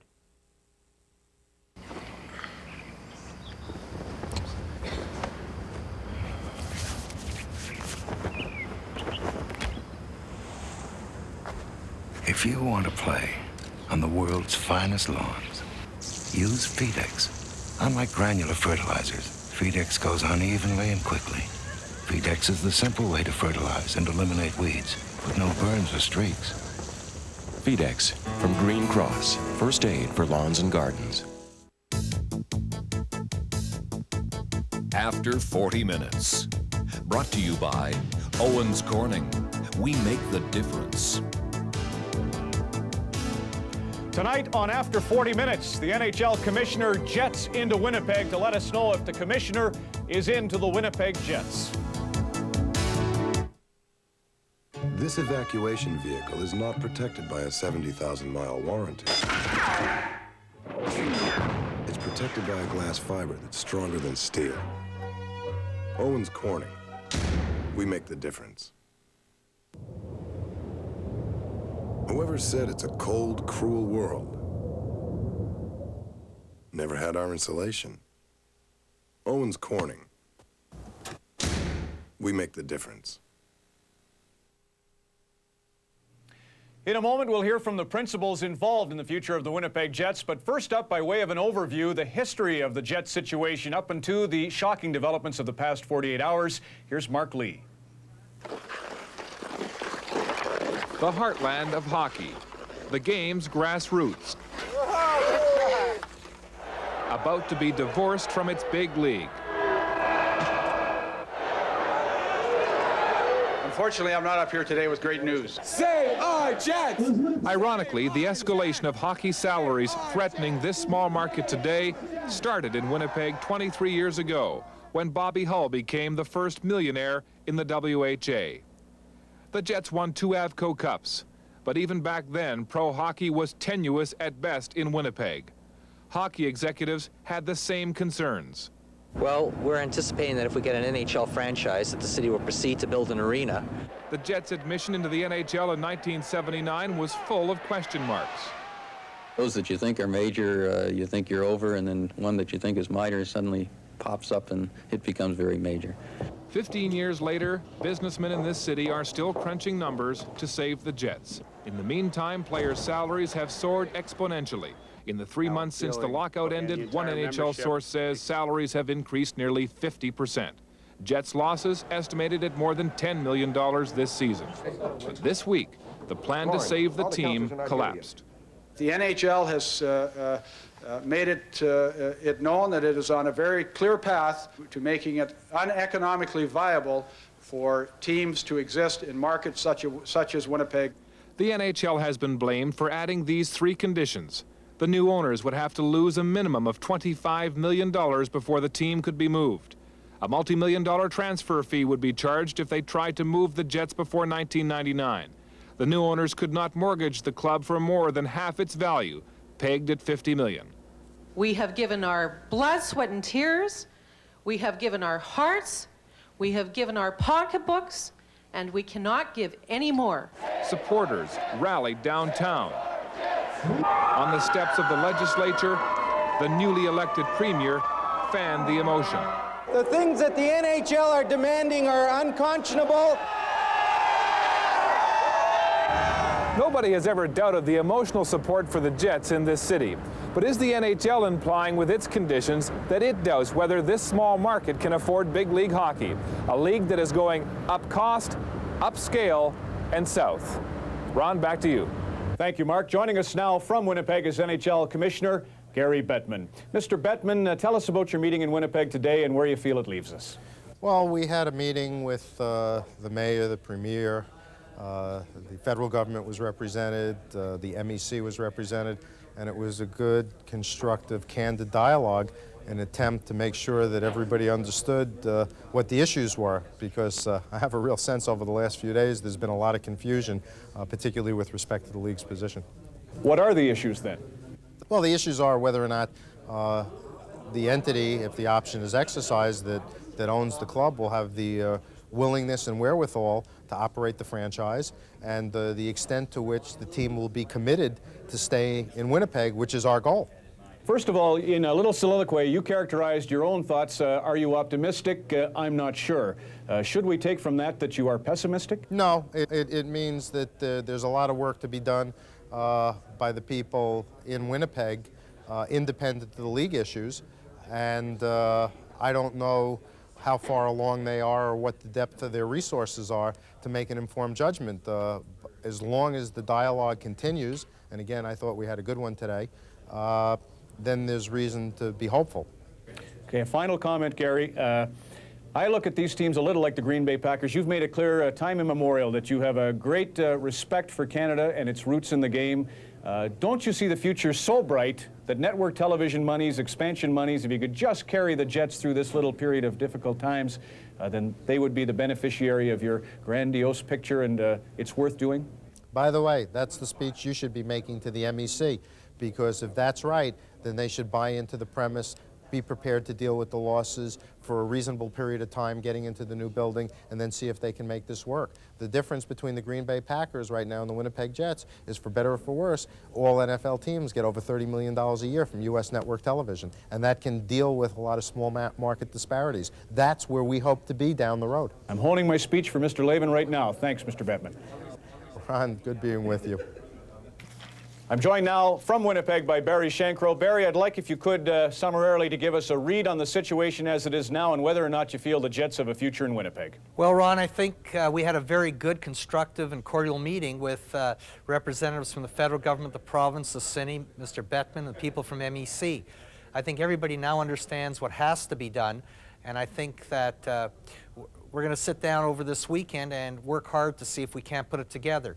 I can't give you odds on it happening or not happening, but it's obviously tough for a small Canadian market to be able to compete financially in the sports world today. We're going to try, and we can be hopeful, but I'm not sure that it can work. Will you be a part of this? Well, it was suggested today that maybe they would like to have us a part of it, and of course our objective was to sell the team for $32 million, and we thought our contribution was selling it so cheap to these people that they would make it work. If they need our help, we'll certainly try to help them. John Lavin is the chairman of MEC, the business consortium out to buy the Winnipeg Jets, or so we thought until Thursday. John joins me now from Winnipeg. John, the suddenness of the news Thursday and the seriousness caught us all a little off guard. Explain the measures you took 48 hours ago. Well, we always have had for the last little while some serious concerns about some of the escalation that we've been seeing in the NHL salaries and how that pertains to small markets, and we were in the process of analyzing that. In terms of process in Winnipeg, we also had a business plan to present to City Council on Thursday evening. We had to make a statement by 5 o'clock on Thursday. We received some conditions from the NHL in terms of what they would require of a new ownership group, and when we analyzed that and took that into account, as well as the factor of escalating salaries, we made a decision that at that point it didn't look viable that we continue the process and that NHL hockey would not be economic in Winnipeg. There are considerable amounts of public money that are going to be contributed to this project in terms of building of a building, as well as a very large amount of private sector money that would go into buying the team, and we felt we owed it to the citizens to let them know exactly where the process was at.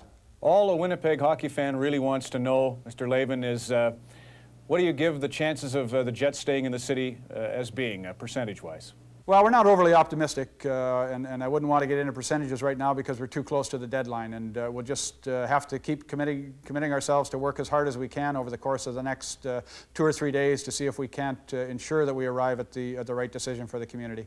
Good luck. Thank you very much. After 40 minutes. Brought to you by Owens Corning. We make the difference.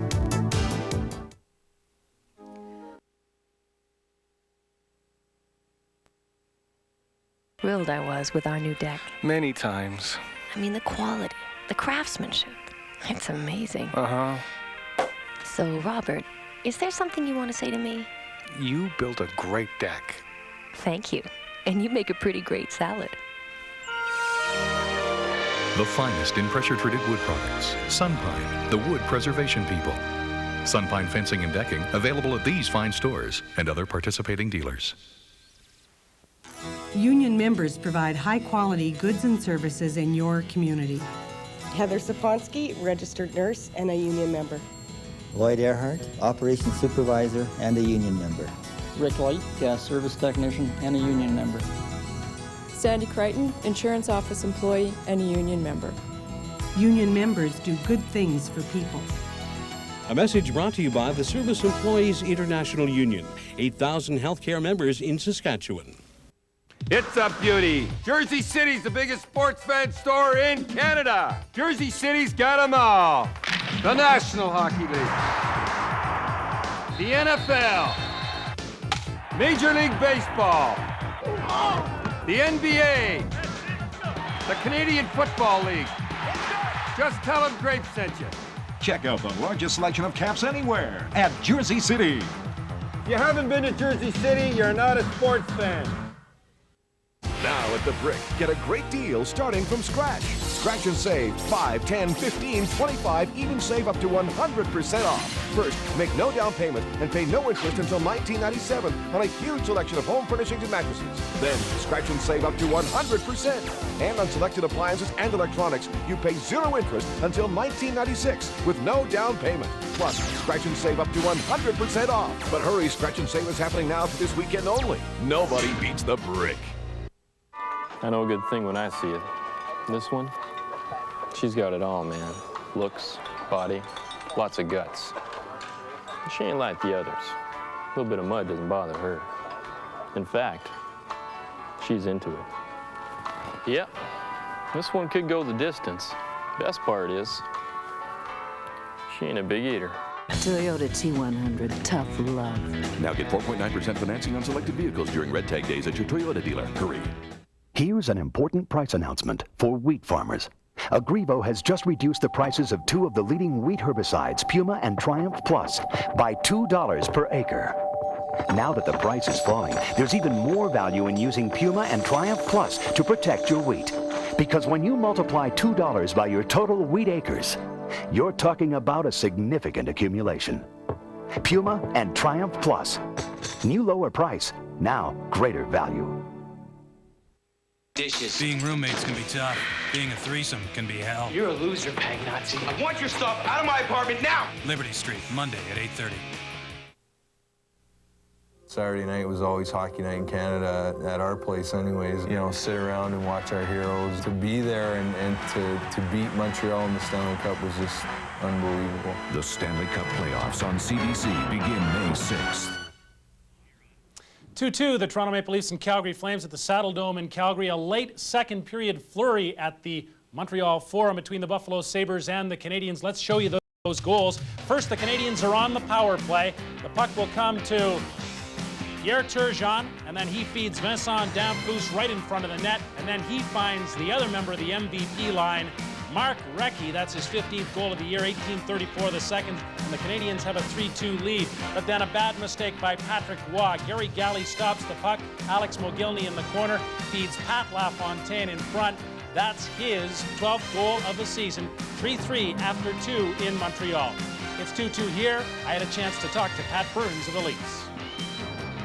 Pat, not only do you need the points to get home ice advantage, but I guess more than anything, you want to prove that you can play well on the road. Are you satisfied after 2? Oh, definitely, especially in the first period. And we outchanced them 14-6 or something like that first period, and just couldn't seem to find a way. But the boys are playing hard tonight, and that's what you want to see. The outcome of the games and the scores are it's how we're going to walk away. I keep on saying how we're going to feel about ourselves when we walk away from these games going in. The home ice advantage is all nice and fine, but you know, we have to worry about how we're going to play in the next 3-4 weeks. That's going to be important. And we are tied here at the start of the third period, 2-2 in Calgary. Andrechuk and Cruz scoring in the first, which ended 1-1, and then Dahl at 1:06. It was Calgary up a goal. Gartner scored from Sundin and Gill at 11:24, and you see the shots 24-18 in favor of Toronto. Rick Taparachi has been great tonight for the Calgary Flames. 17-9 in the first period for Toronto. 9-7 for Calgary in the second. Much more evenly matched second period. Tabarachi was not nearly as heroic because he wasn't nearly as busy. So the third period is underway. Score tied at 2. Michael at his own blue line. Up the pass up the center. Flipped ahead by Vetakoski. He tried to go in front of the net to pick it up, but it was cleared back out over the line by DiPietro. Penalty coming up. It'll be against the Calgary Flames. The Leaf player tripped by Reichel. There he goes. Well, Robert Reichel got himself trapped right here as DiPietro just chips the puck past the pinching defenseman Steve Chason. And then he tackles DiPietro, who's trying to turn the rush into a 2-on-1. An easy call by referee Kerry Fraser, and the Leafs go on the power play.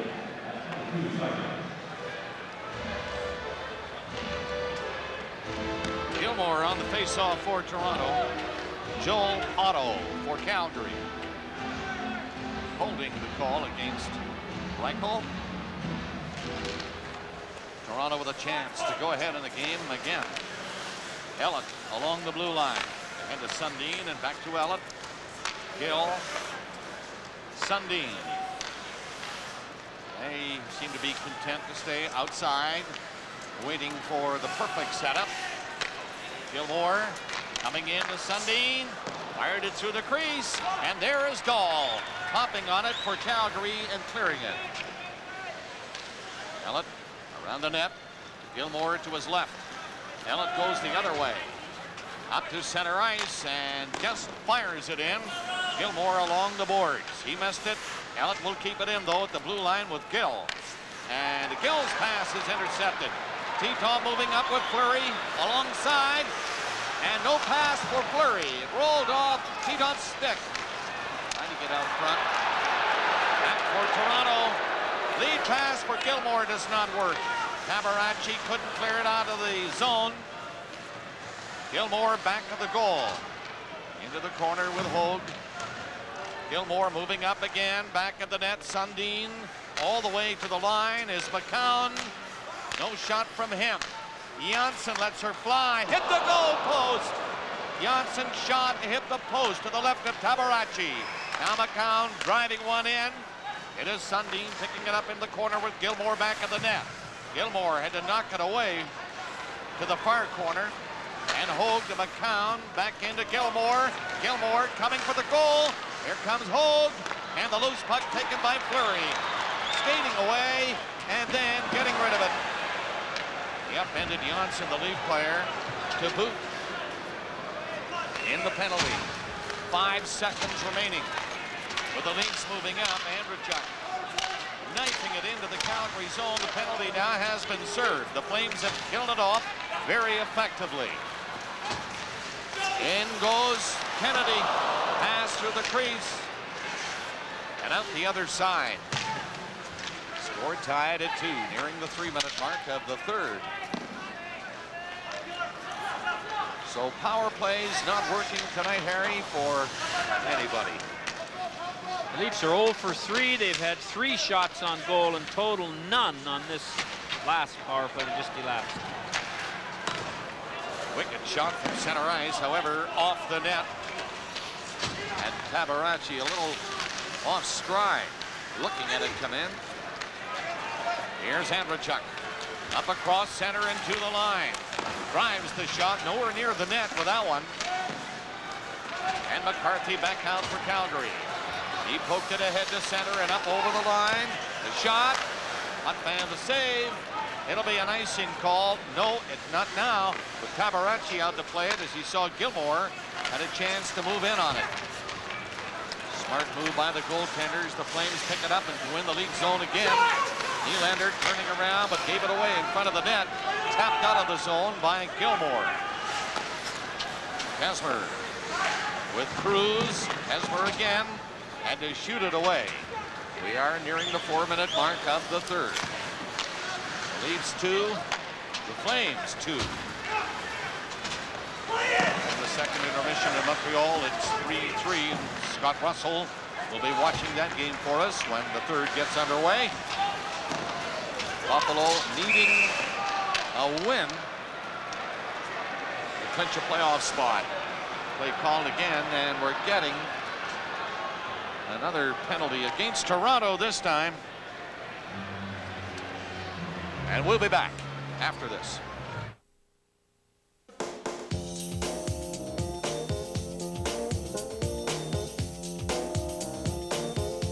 If it doesn't have spirit, it's not worth doing.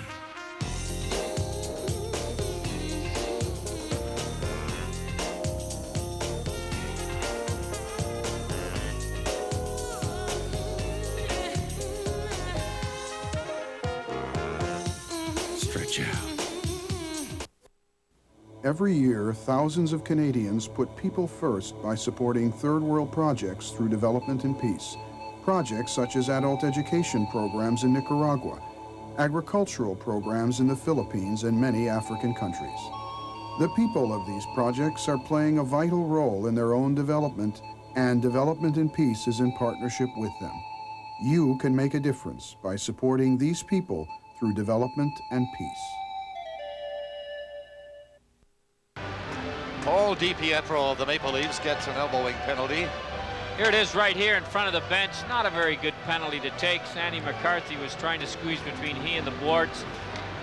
Didn't make it, and you can see by the look on McCarthy's face, no damage done by the elbowing penalty. And the Flames are on the power play. And the pass goes in on the boards to Fleury. Housley's shot tipped in front by Otto, but it went wide of the net. Calgary fans are wondering why Joe Nieuwendyk is not out on this power play. He's gone for the night, we are told. His back has tightened up, so the Flames have lost big Joe Nieuwendyk for the rest of this game, which is tied at 2. 1.5 left of the Calgary power play. Fleury is knocked to the ice. Crowd didn't like that. And then at the blue line, Patrick missed the clearing attempt. It did get out.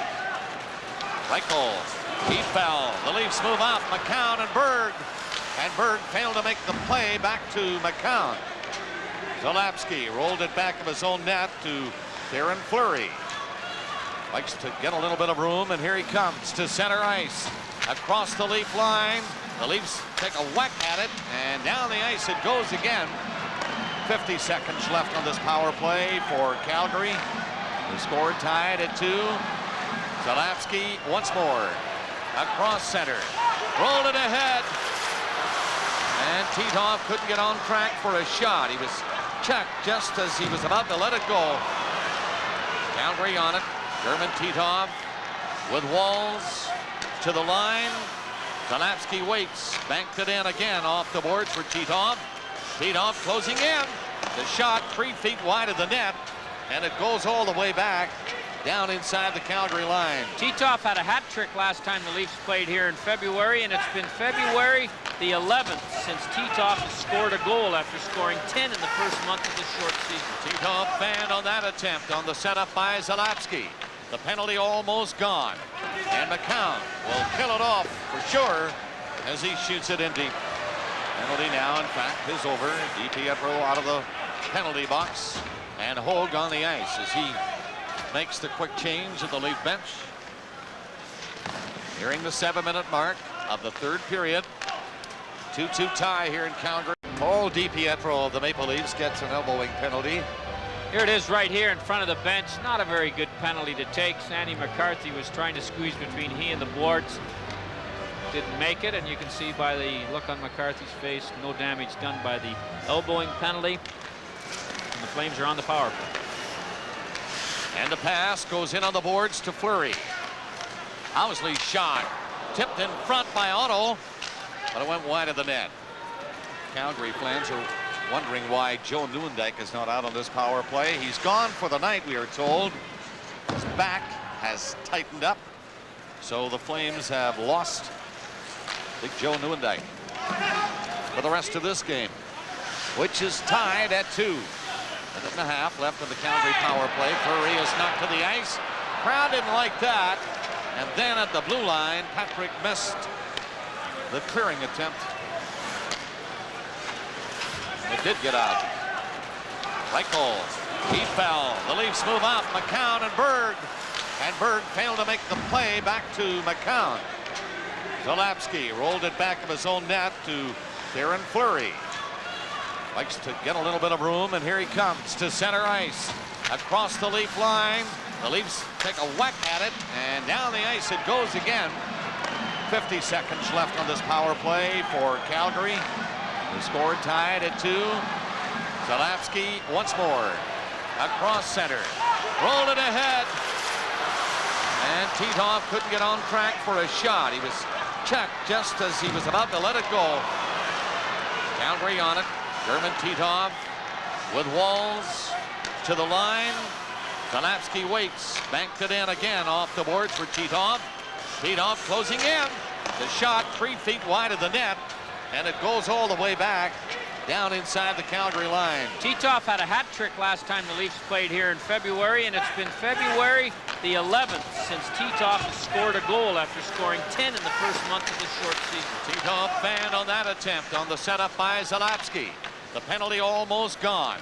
And McCown will kill it off for sure as he shoots it in deep. Penalty now, in fact, is over. DiPietro out of the penalty box.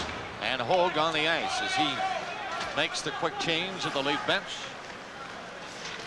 Nearing the 7-minute mark of the third period. 2-2 tie here in Calgary. Gartner, wicked shot, but away high and into the crowd.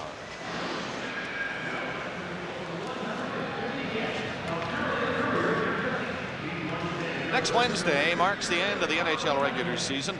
Molson Hockey Night in Canada on CBC is on the air that night to give viewers coast to coast the complete playoff story. The pertinent games that night involving Canadian teams will be seen on CBC. So you check your local listings for the game and time in your area. Well, the Toronto Maple Leafs settling in here after outplaying the Flames badly in the first period. Since then, it's been a very even game with not nearly as many scoring chances since the first period as we saw in that first 20 minutes. Flames 2, Leafs 2. Flames keep the puck inside the Leaf line. Here's Sundin. He's knocked down by Otto, who got a quick shot away. And Felix Potvin had little difficulty with that. Low shot that he grabbed.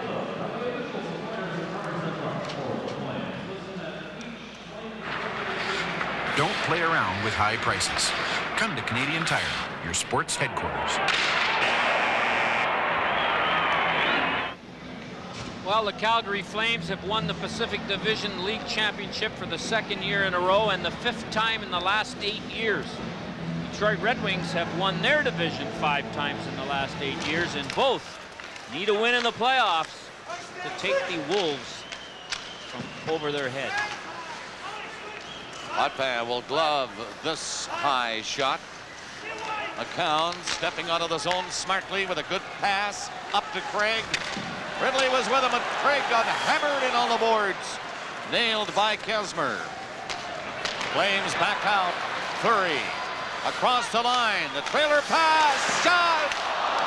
Blocked, and the Leafs dump it away. Kesmer got back, but here's Andrechuk. Kesmer lifted his stick. Pretty good shit for Dan Kesmer. Fleury with a pass at center. He's alone on the rush. Fleury going in, trying to buy some time, put it through the crease. The Flames were changing, and Theron Fleury was up there all alone. But he did a pretty good job with it, as usual. Patrick reached for it, couldn't find it. Now he knocks it down inside his own line. Yanni poked it out, up near center. Nylander coming in with Walls. He's check-tapped the Leaf blue line, and Walls was covered in front of the net.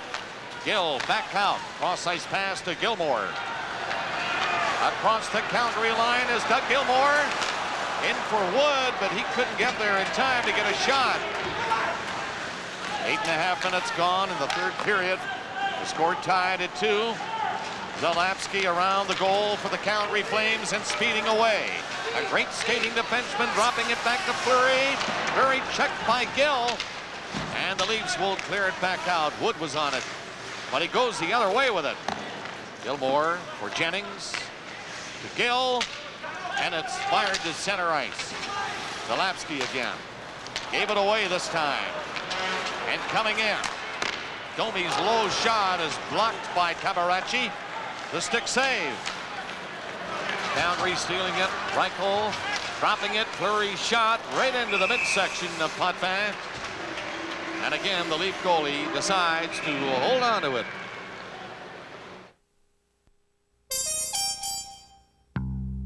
The designers of the new Dodge Stratus believe performance isn't just how a car handles, but what it handles. So they developed a rigid frame for better control, the largest trunk in its class, and a hinge that won't smash eggs, which gives you a lot more options on how to serve them. Dodge Stratus, at $295 a month, the cure for performance anxiety won't hurt a bit. Newsworld, your source. CBC NewsHour, right here in Saskatoon.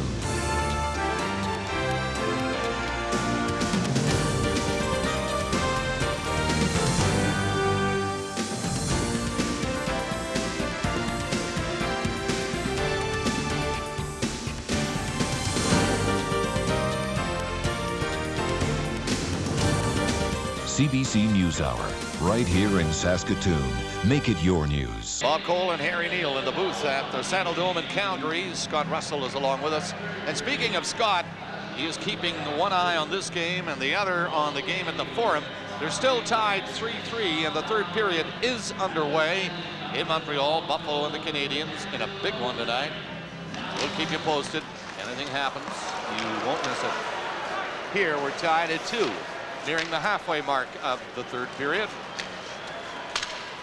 And the Leafs get it in across the Calgary line. Housley fooling Sundin, moving away. Gets the pass ahead to Dahl. Out of his reach though. Leafs on it at center.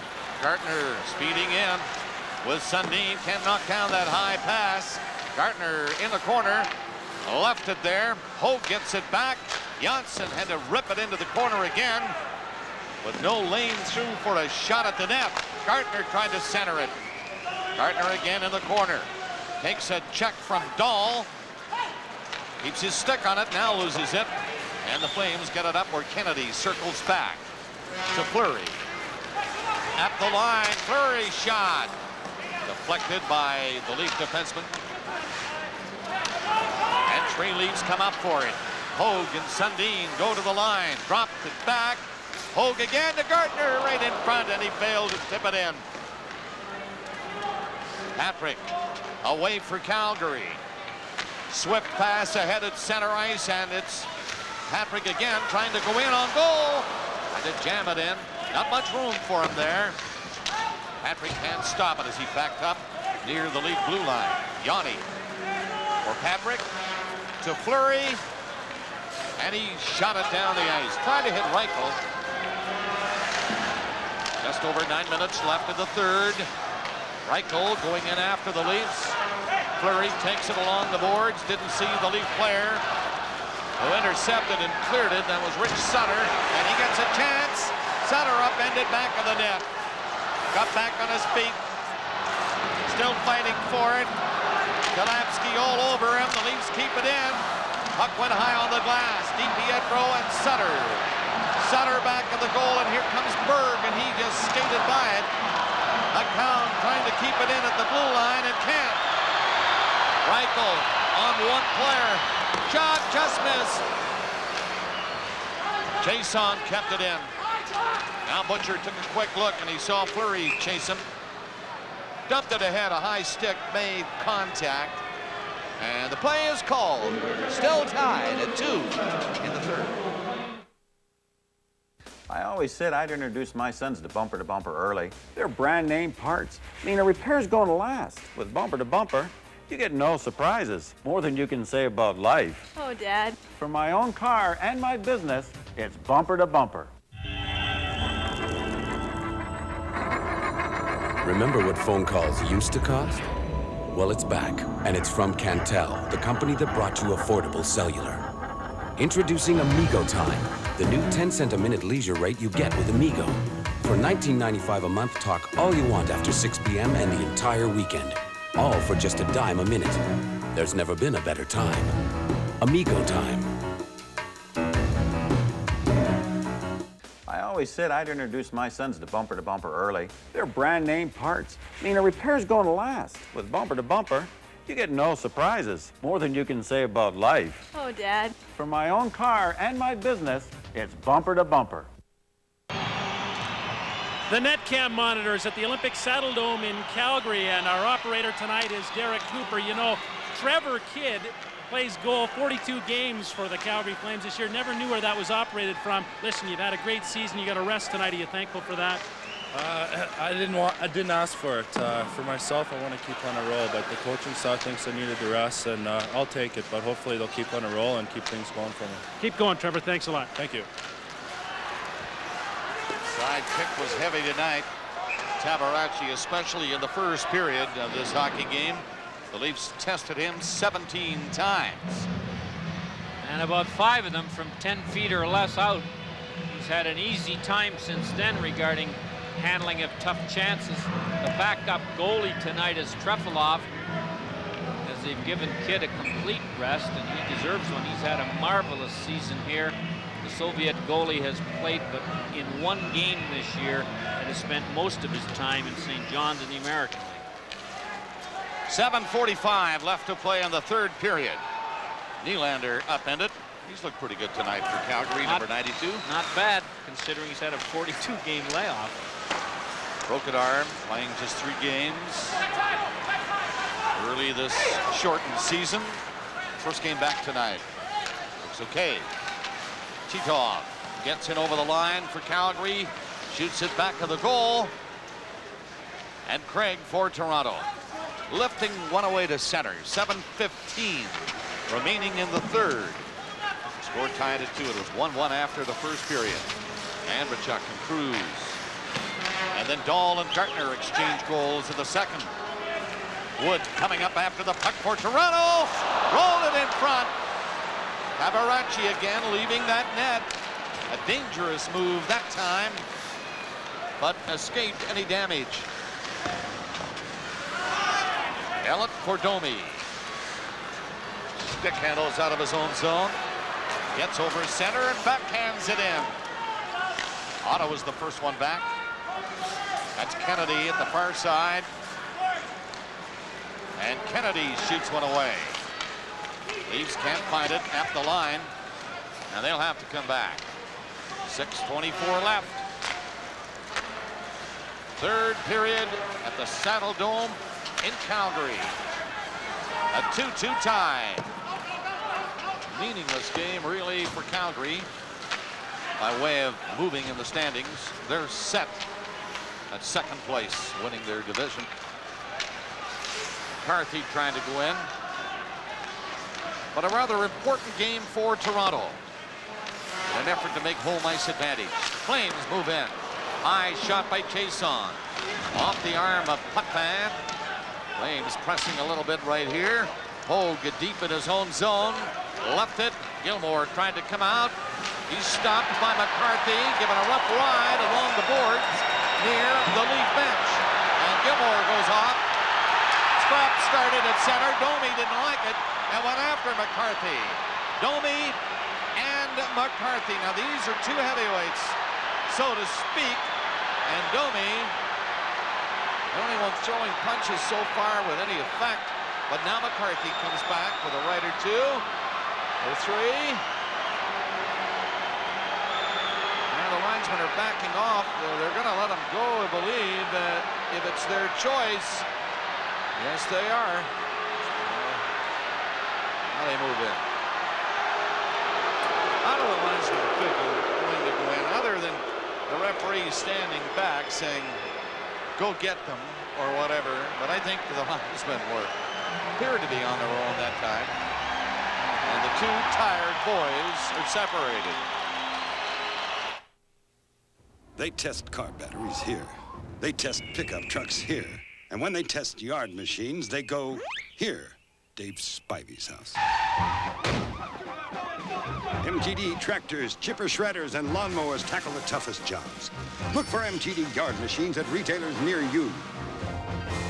MTD. Wow, I like it.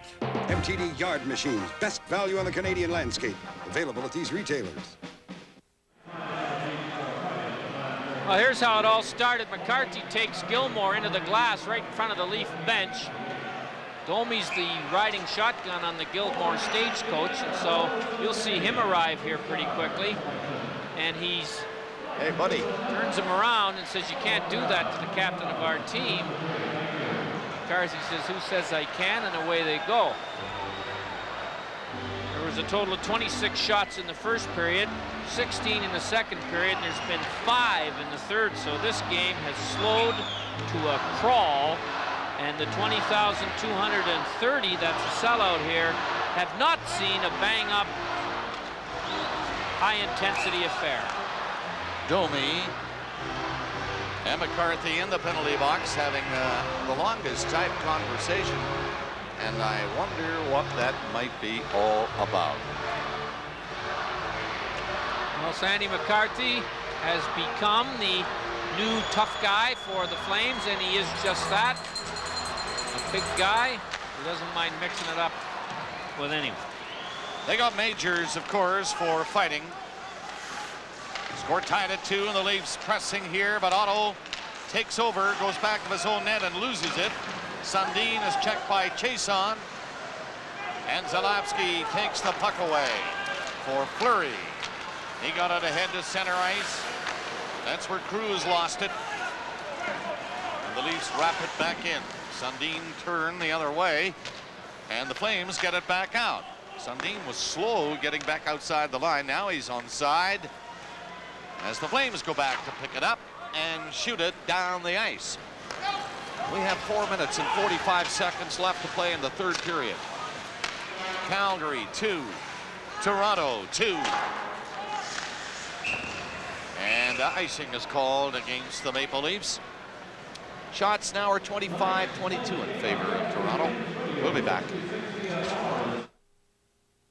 Unchained, linked to a native instinctive appetite to break free, wheeling, leaving the city's limits behind, sight disappearing in the rearview mirror. Why? Because I am.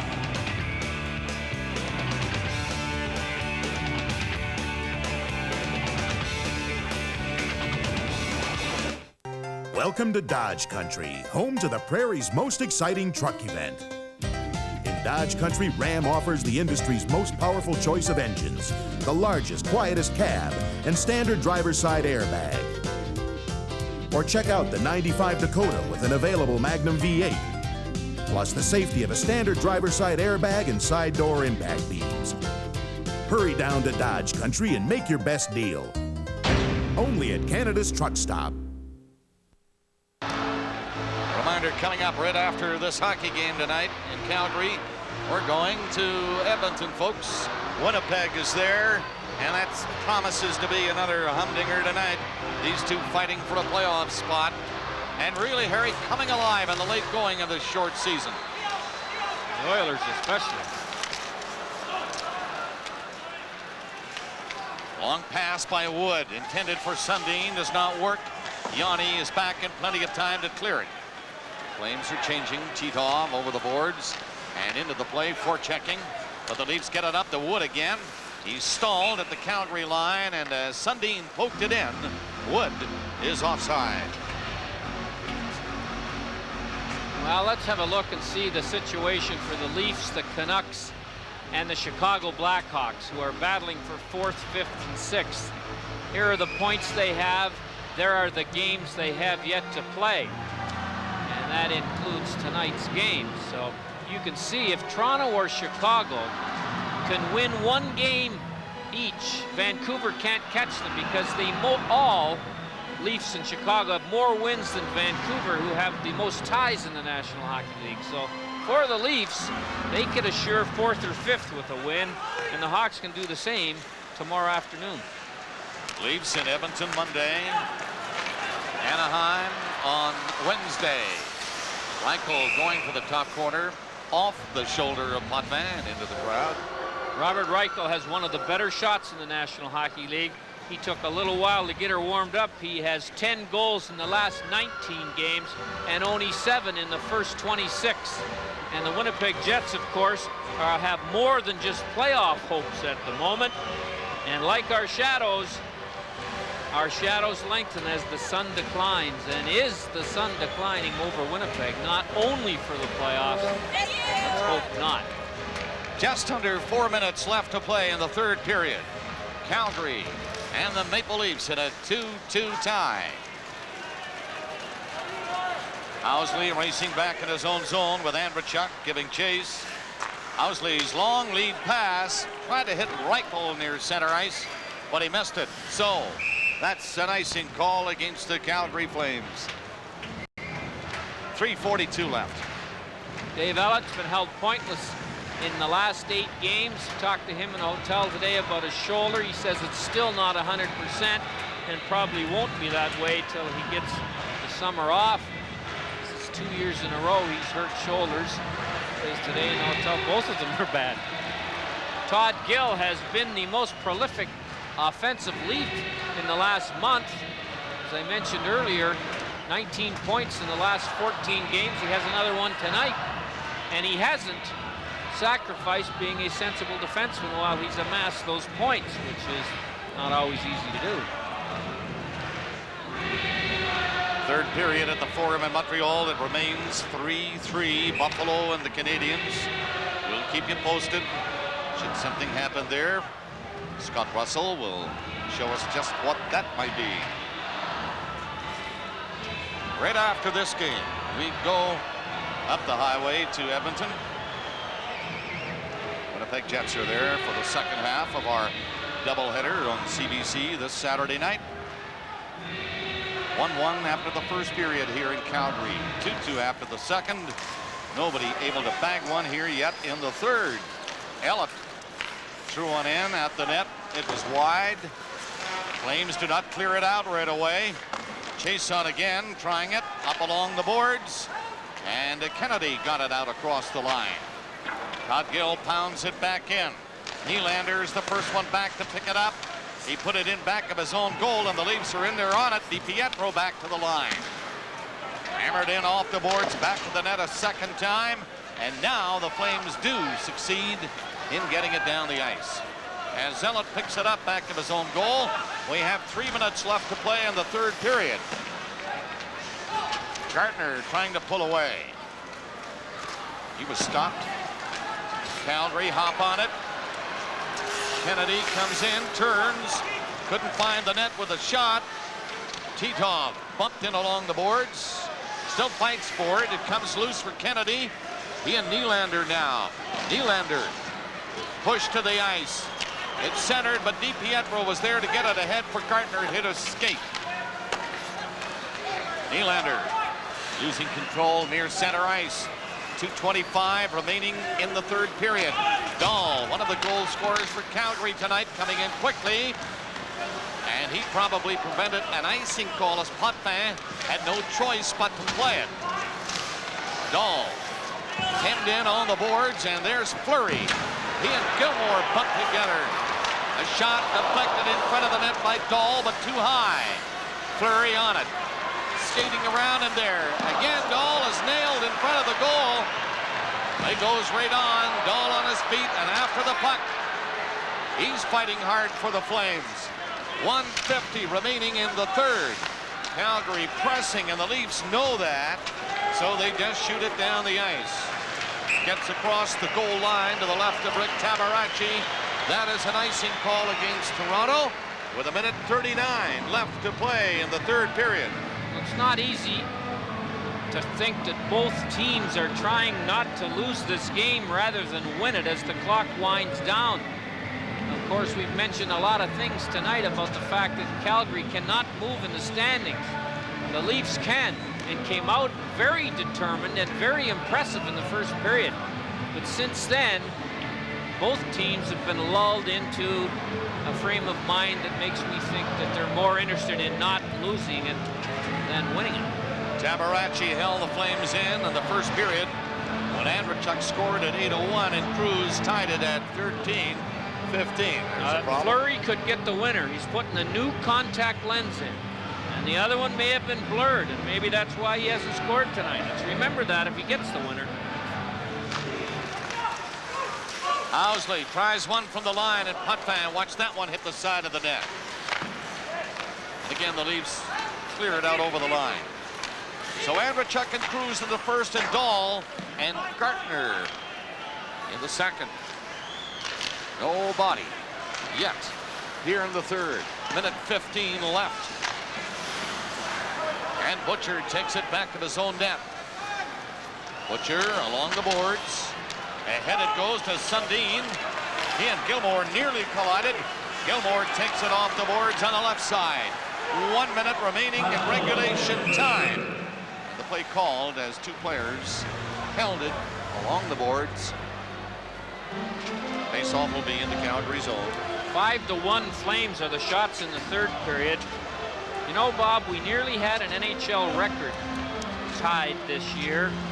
The 95 season, although we know it was short, was almost the first season since 1966-67 that no coach was fired during the year.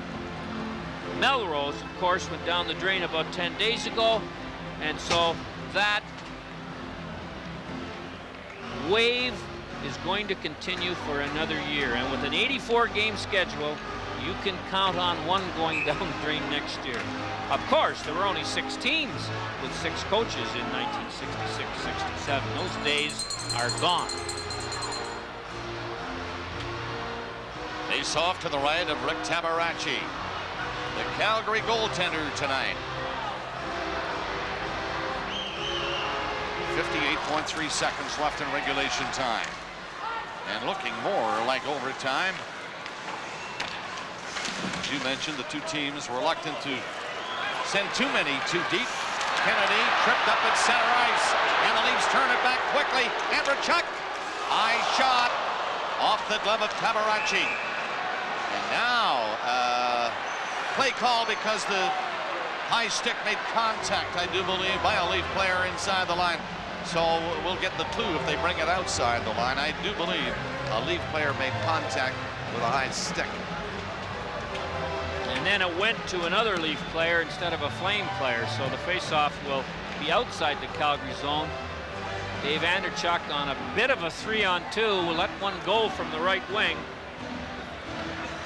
Tabaracci to save. Harry Fraser, who loves conferences with the players, just cut Andrechuk off very quickly. 37.6 seconds left in regulation time. Andrechuk rolled one over the line right to Tabaracci. He saw Chiasson come back, so that was okay. Gartner couldn't stop Chiasson, and Dave Ellett has to go back to his own line. Turning back up ice. Ellett coming over the line and then fired the pass. Again, a high one for Gartner. He couldn't knock it down, and the Flames, with 12 seconds remaining, get it up there. Kennedy as far as the line now to Fleury. Fleury trying to break for the net. Here he is. Fleury around the goal, centered. Another shot just as the horn goes. Fleury tried it, and it didn't work, but it was close. Well, Theron Fleury, if he'd ever put both contacts in, I think he would have scored the winner. But he only had the one new one, and here he is as he pulls the buck by Dave Ellett, and then wants to throw the wraparound, but gets it out in front. And look at the chance right here by Robert Reichel that he can't get the shot through. And before this, the Leafs had their only good chance in the third period. Dave Anderchuk, remember, just before that high stick call, came down the right wing and wired this shot that hit the crossbar and stayed out. So we're tied at 2 after 3 periods. All right, my Canadian Tire credit card points added up in no time. Now I can use them on anything in the whole store. What should I use my points on? Something like this or something like that? Oh, excuse me. Only the Canadian Tire card makes it easy to redeem points instantly for merchandise or great discounts right in the store. I'll use my points on a new saw. Yes. Hi, I'd like to get this saw and use my points. The only hard part's deciding what you want. Wait, maybe a tool chest. Oh, there's a lot more to Canadian Tire for a lot less. The Nissan Quest has the sure handling of a luxury automobile, but it also has the interior space to seat 7 comfortably. Or 2 very comfortably. So much land. So few roads. Was Canada made for the Pathfinder? Or vice versa? Nissan, built for the human race. Well, they have a little over 5 minutes remaining at the Forum in Montreal. Buffalo and the Canadiens in a very big game for both teams. It is tied as we speak, 3-3. We are tied here in Calgary and getting ready for overtime. But we'll keep you posted on the action. Patrick Waugh and the Canadiens against Hasek and the Buffalo Sabres. They're in a tie. Canadiens can't afford to lose that one. Buffalo can clinch a playoff spot with a win tonight. And here in Calgary, we're set for overtime. What a nice move by Doug Risberg to grab this Tabarachi at the trading deadline. Boy, he looks like good insurance. And the cost wasn't great. No, and he has been the dominant player on the ice, although you haven't noticed it as much in the second and third period. There's Mr. Risberg, high above the ice surface here. Not really worried about the outcome of the game. That's a luxury in this business. That doesn't happen quite often enough. That's for sure. For a lot of coaches and GMs. The case being Calgary are in the playoffs. They're set in second place, having won their division. Different story for Toronto, tied with Chicago right now. The 4th spot. Leafs on the attack early in overtime, but Fleury will clear the zone. Don't get too far with that rush. Chiasson losing it near center. Zalapsky around the net. He's logged a fair bit of ice time for Calgary tonight. And here he comes, getting it out of the zone neatly. Up to Fleury. Fleury gets in. Crossing the line with a shot. It bounced down in front and then went back to the net. And McCown shoots it off the boards and quickly gets it out. Kesmer fires it back. Near center, it's Butcher who'll shoot it back in for Toronto. 1 minute gone in overtime. Flames come on the rush. This is Housley. He gets over the line and has to turn back and give the puck away. Walls went in there for Calgary, but Gill moved it quickly. Hogue. Rink-wide pass for Gartner, trying to catch up. Kesmer got back in time and cleared it back out. Sundin took his man Walls into the boards. And the Leafs have to go back deep in their own zone. Todd Gill to Sundin. Good move at center by Sundin into Gartner. He dumped it in deep. Flames do not get it out. It hits Sundin. Now they golf it away. And they hang on long enough to make a change. Leafs trying to move it quickly. Gardner couldn't reach it. And that will be an icing call against Toronto. Now, do you think Dave King, I know he's a conservative coach, he doesn't need the tie. The loss won't hurt him. You think he might here with 3 minutes and 8 seconds to go in overtime just say, I'd love to have done this as a coach in OT. Let's just go for it. Let's rush to the fourth defenseman. Let's pinch when the puck comes around the boards. Let's leave the blue line and go into the slot. Come on, Dave, show us 3 minutes here where you're trying to win it. The Leafs can't afford to do that, obviously. You can. Get that message down. Face off to the right of Felix Potvin. 3:05 left in overtime. In a 2-2 tie at Calgary. The Leafs and the Flames. Kennedy shoveled it in back of the net. Went after it. He and Nylander. Nylander gets loose. Turning away from McCown. And McCown caught him. Andrechuk moving up with Craig. Takes a long shot in wide of the Calgary net. And it's ducked in deep again. Flames back to pick it up. 2:35 left. Through center. Vadakovsky trying to catch up to it and can't. And he heads off to the Calgary bench. Butcher has his man pinned on the boards. Kicks the puck loose. Nylander missed a chance. And McCown slowly moving to his own line. Lifting one in, hoping he'd hit the net, but he missed it by a fair bit. And that's another icing call against Toronto. Now, you know why Dave King didn't give those many orders that I suggested. He's thinking, now he's smart. Why would he not do that? You're smart. You know a lot of hockey. You've always wanted to coach. The reason, of course, is should by a long shot the Calgary Flames get to the finals, they can earn home ice advantage if they play a team with less points. Jersey has 50, Washington has 49, and Boston has 51. 4 minutes and 11 seconds remaining in Montreal, and we're showing you now the conclusion, or as much as we can, of that game from the Forum in Montreal. That's the picture to your right. Obviously, the Montreal Forum, Buffalo, and the Canadiens tied at 3. We are tied, and we're in overtime at 2 here in Calgary. And these are the Flames up to your left with the Leafs. The Flames coming in. Dahl bumped along the boards, and it's cleared back into the corner. And Gilmore just rolled it ahead, and his second attempt, he gets it out. Otto comes back in. Otto going in there, and he can't get a shot away. Back in front it comes, Zalapsky. And that's blocked by Gilmore, who's all over Zalapsky with a clutch on him. Fleury digging it out. Calgary pressing to end it. Zalapsky had to turn and backhand it into the corner.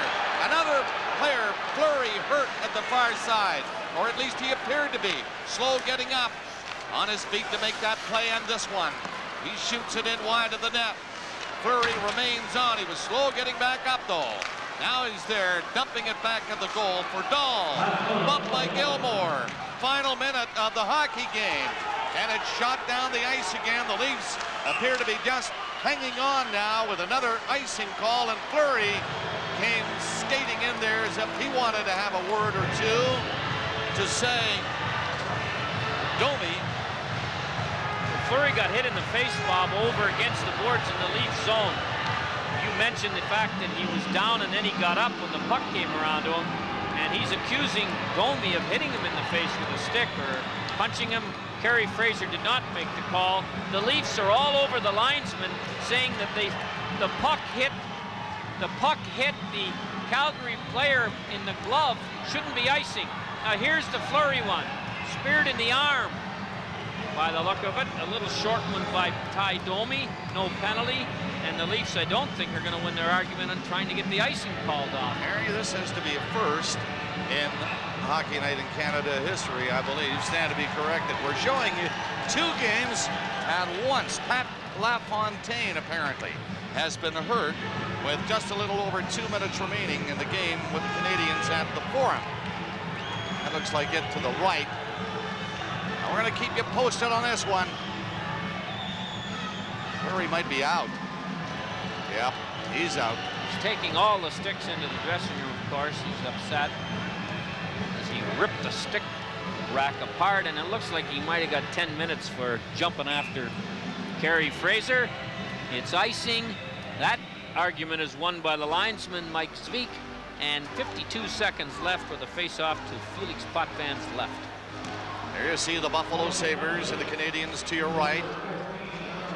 And they're ready to resume action. Little over 2 minutes, as we say, remaining in the third, 2:30 or thereabouts.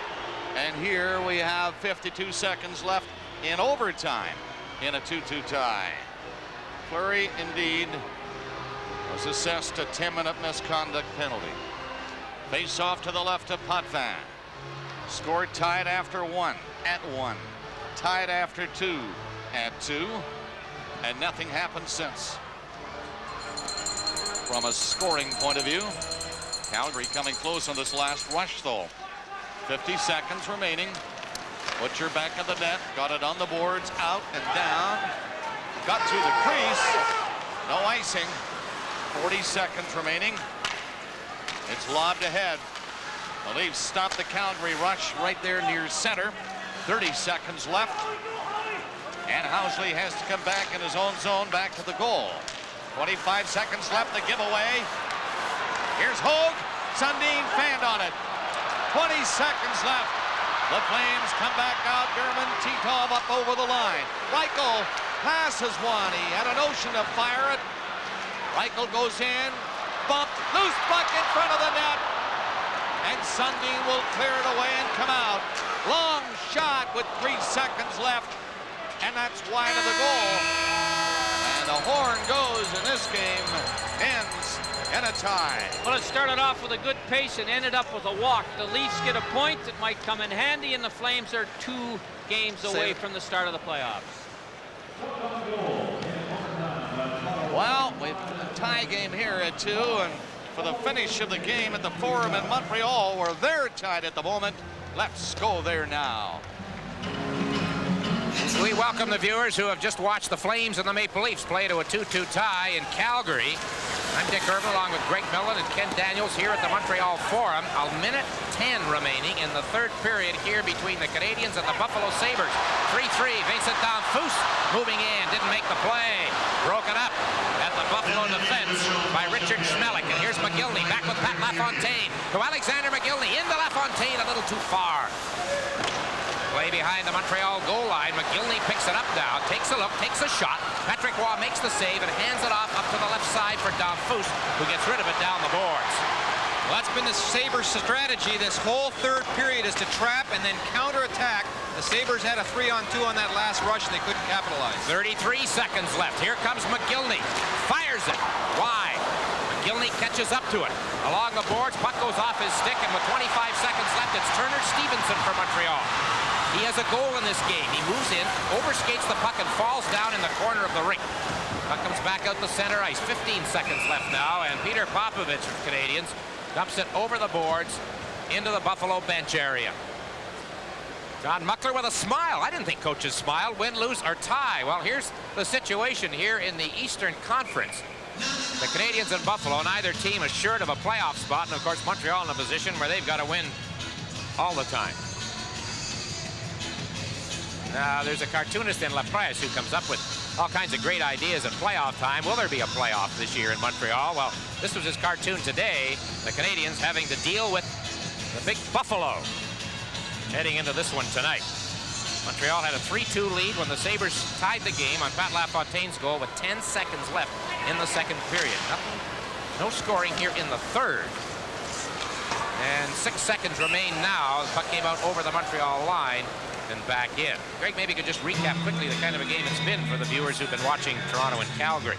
Well, certainly the first period was all Buffalo, and McGillney was outstanding all over the ice. He was the difference the first period, and then the Montreal Canadiens came out the second period, and they really played a low game on the Buffalo Sabre defense, and it was very effective. They were turning the puck over down low and getting a lot of chances, but a late goal by the Sabres on a miscue by Patrick Roy tied this game up, and that's where we are right now, as the third period has been pretty even with the Sabres just sitting back, trapping, and trying to capitalize on any Montreal Canadian breakdowns in the neutral zone, but Montreal did a good job on that as well. So a scoreless third period. Scoring for Buffalo, McGillney, Astley, and LaFontaine, Savage, Stevenson, and Recchi for Montreal. It's 3-3, and overtime is ahead here at the Montreal Forum.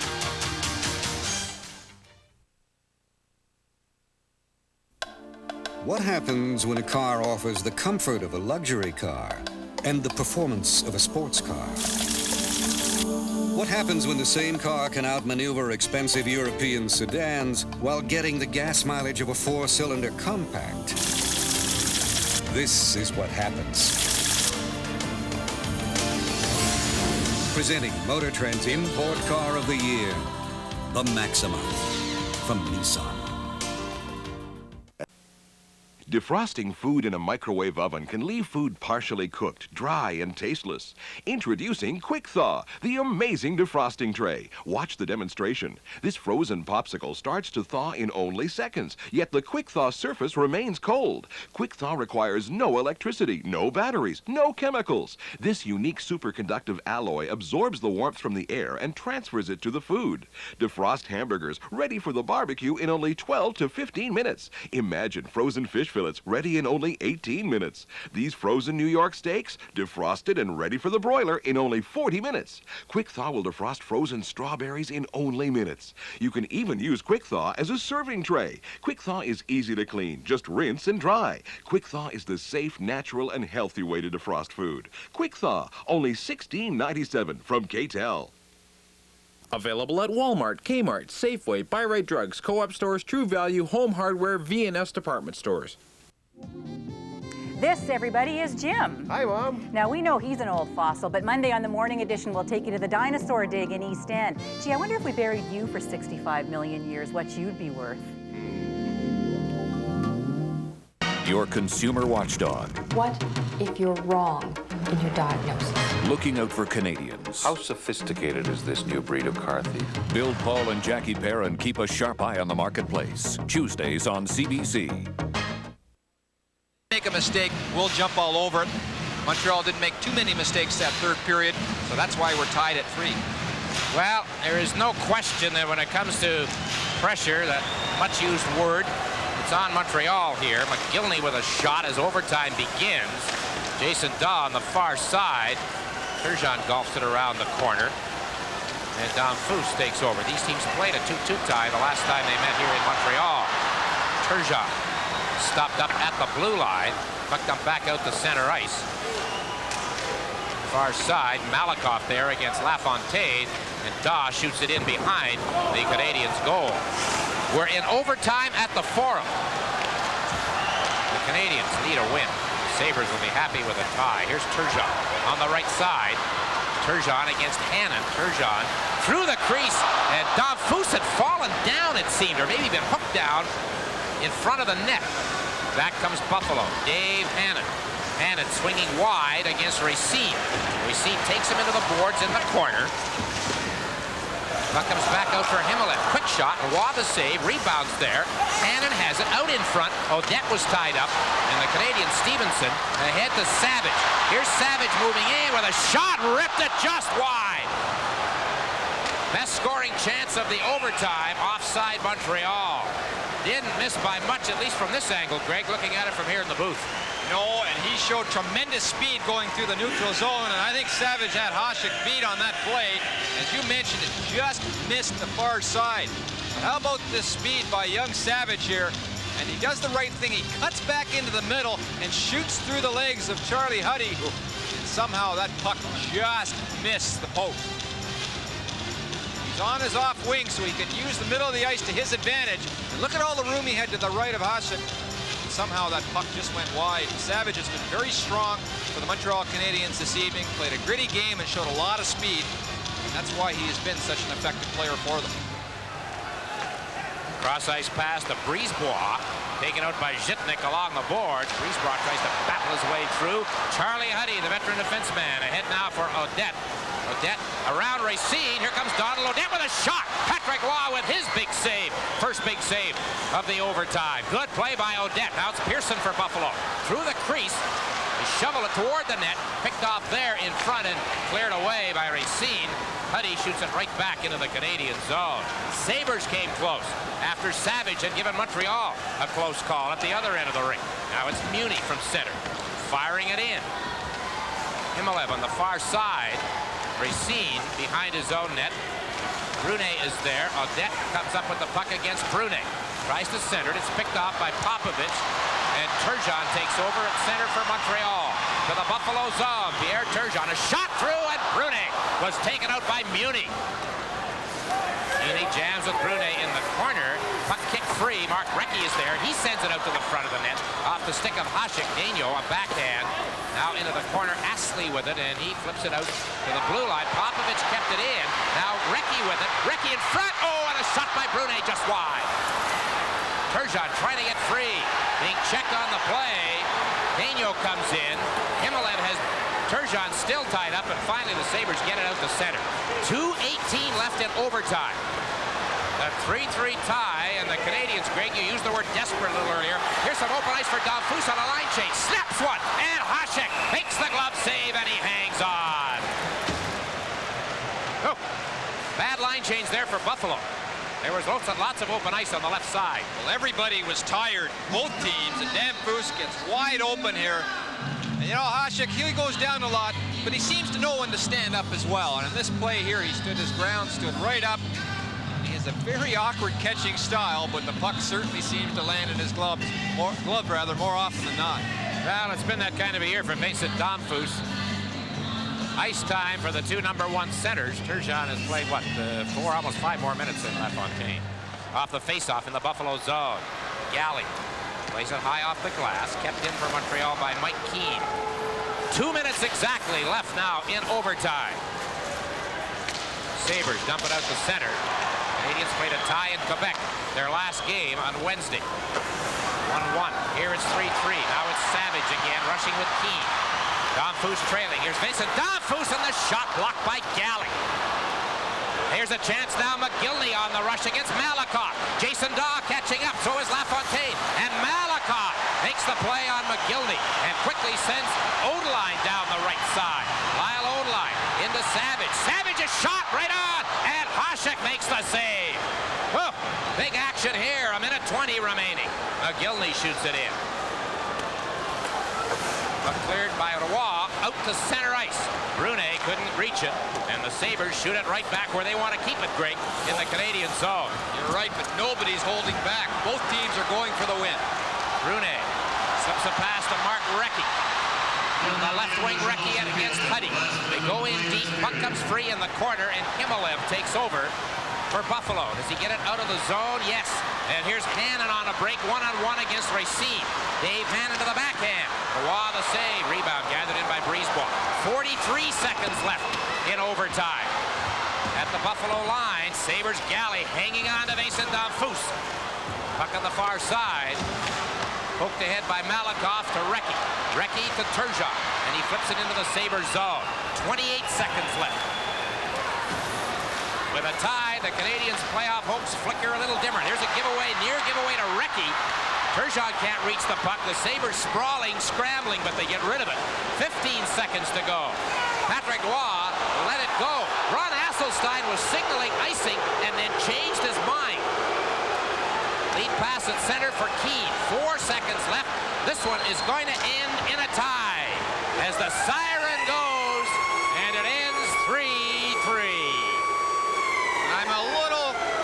I question Hasseltine why he waved that off. I suppose the Canadians let up a little bit, but nevertheless, John Muckler is one happy coach because they got a big point, and that eliminates the Montreal Canadiens. As far as the Sabres are concerned, now Montreal have to set their sights on the New York Rangers. Here it is, Greg. We'll take a look at it here. Now, Patrick Roy was going to play this puck, and then he lets it go, and you can see Odeline let up a little bit, and that's why Hasseltine waved that puck off. So the Sabres clop off the ice in much better shape than the Montreal Canadiens. It's a 3-3 tie. In just a moment, our Molson 3 stars. What happens when a car offers the comfort of a luxury car and the performance of a sports car? What What happens when the same car can outmaneuver expensive European sedans while getting the gas mileage of a 4-cylinder compact? This is what happens. Presenting Motor Trend's Import Car of the Year, the Maxima from Nissan. Barley farmer, you always have your fair share of weeds, but never enough time. Because you not only have to treat for broadleaf weeds, but grassy weeds too. But with new Champion Plus, there's no measuring. And because it's a one-pass herbicide, you get both broadleaf and grassy weeds at the same time, leaving more time for you. Give your barley the once-over with Champion Plus.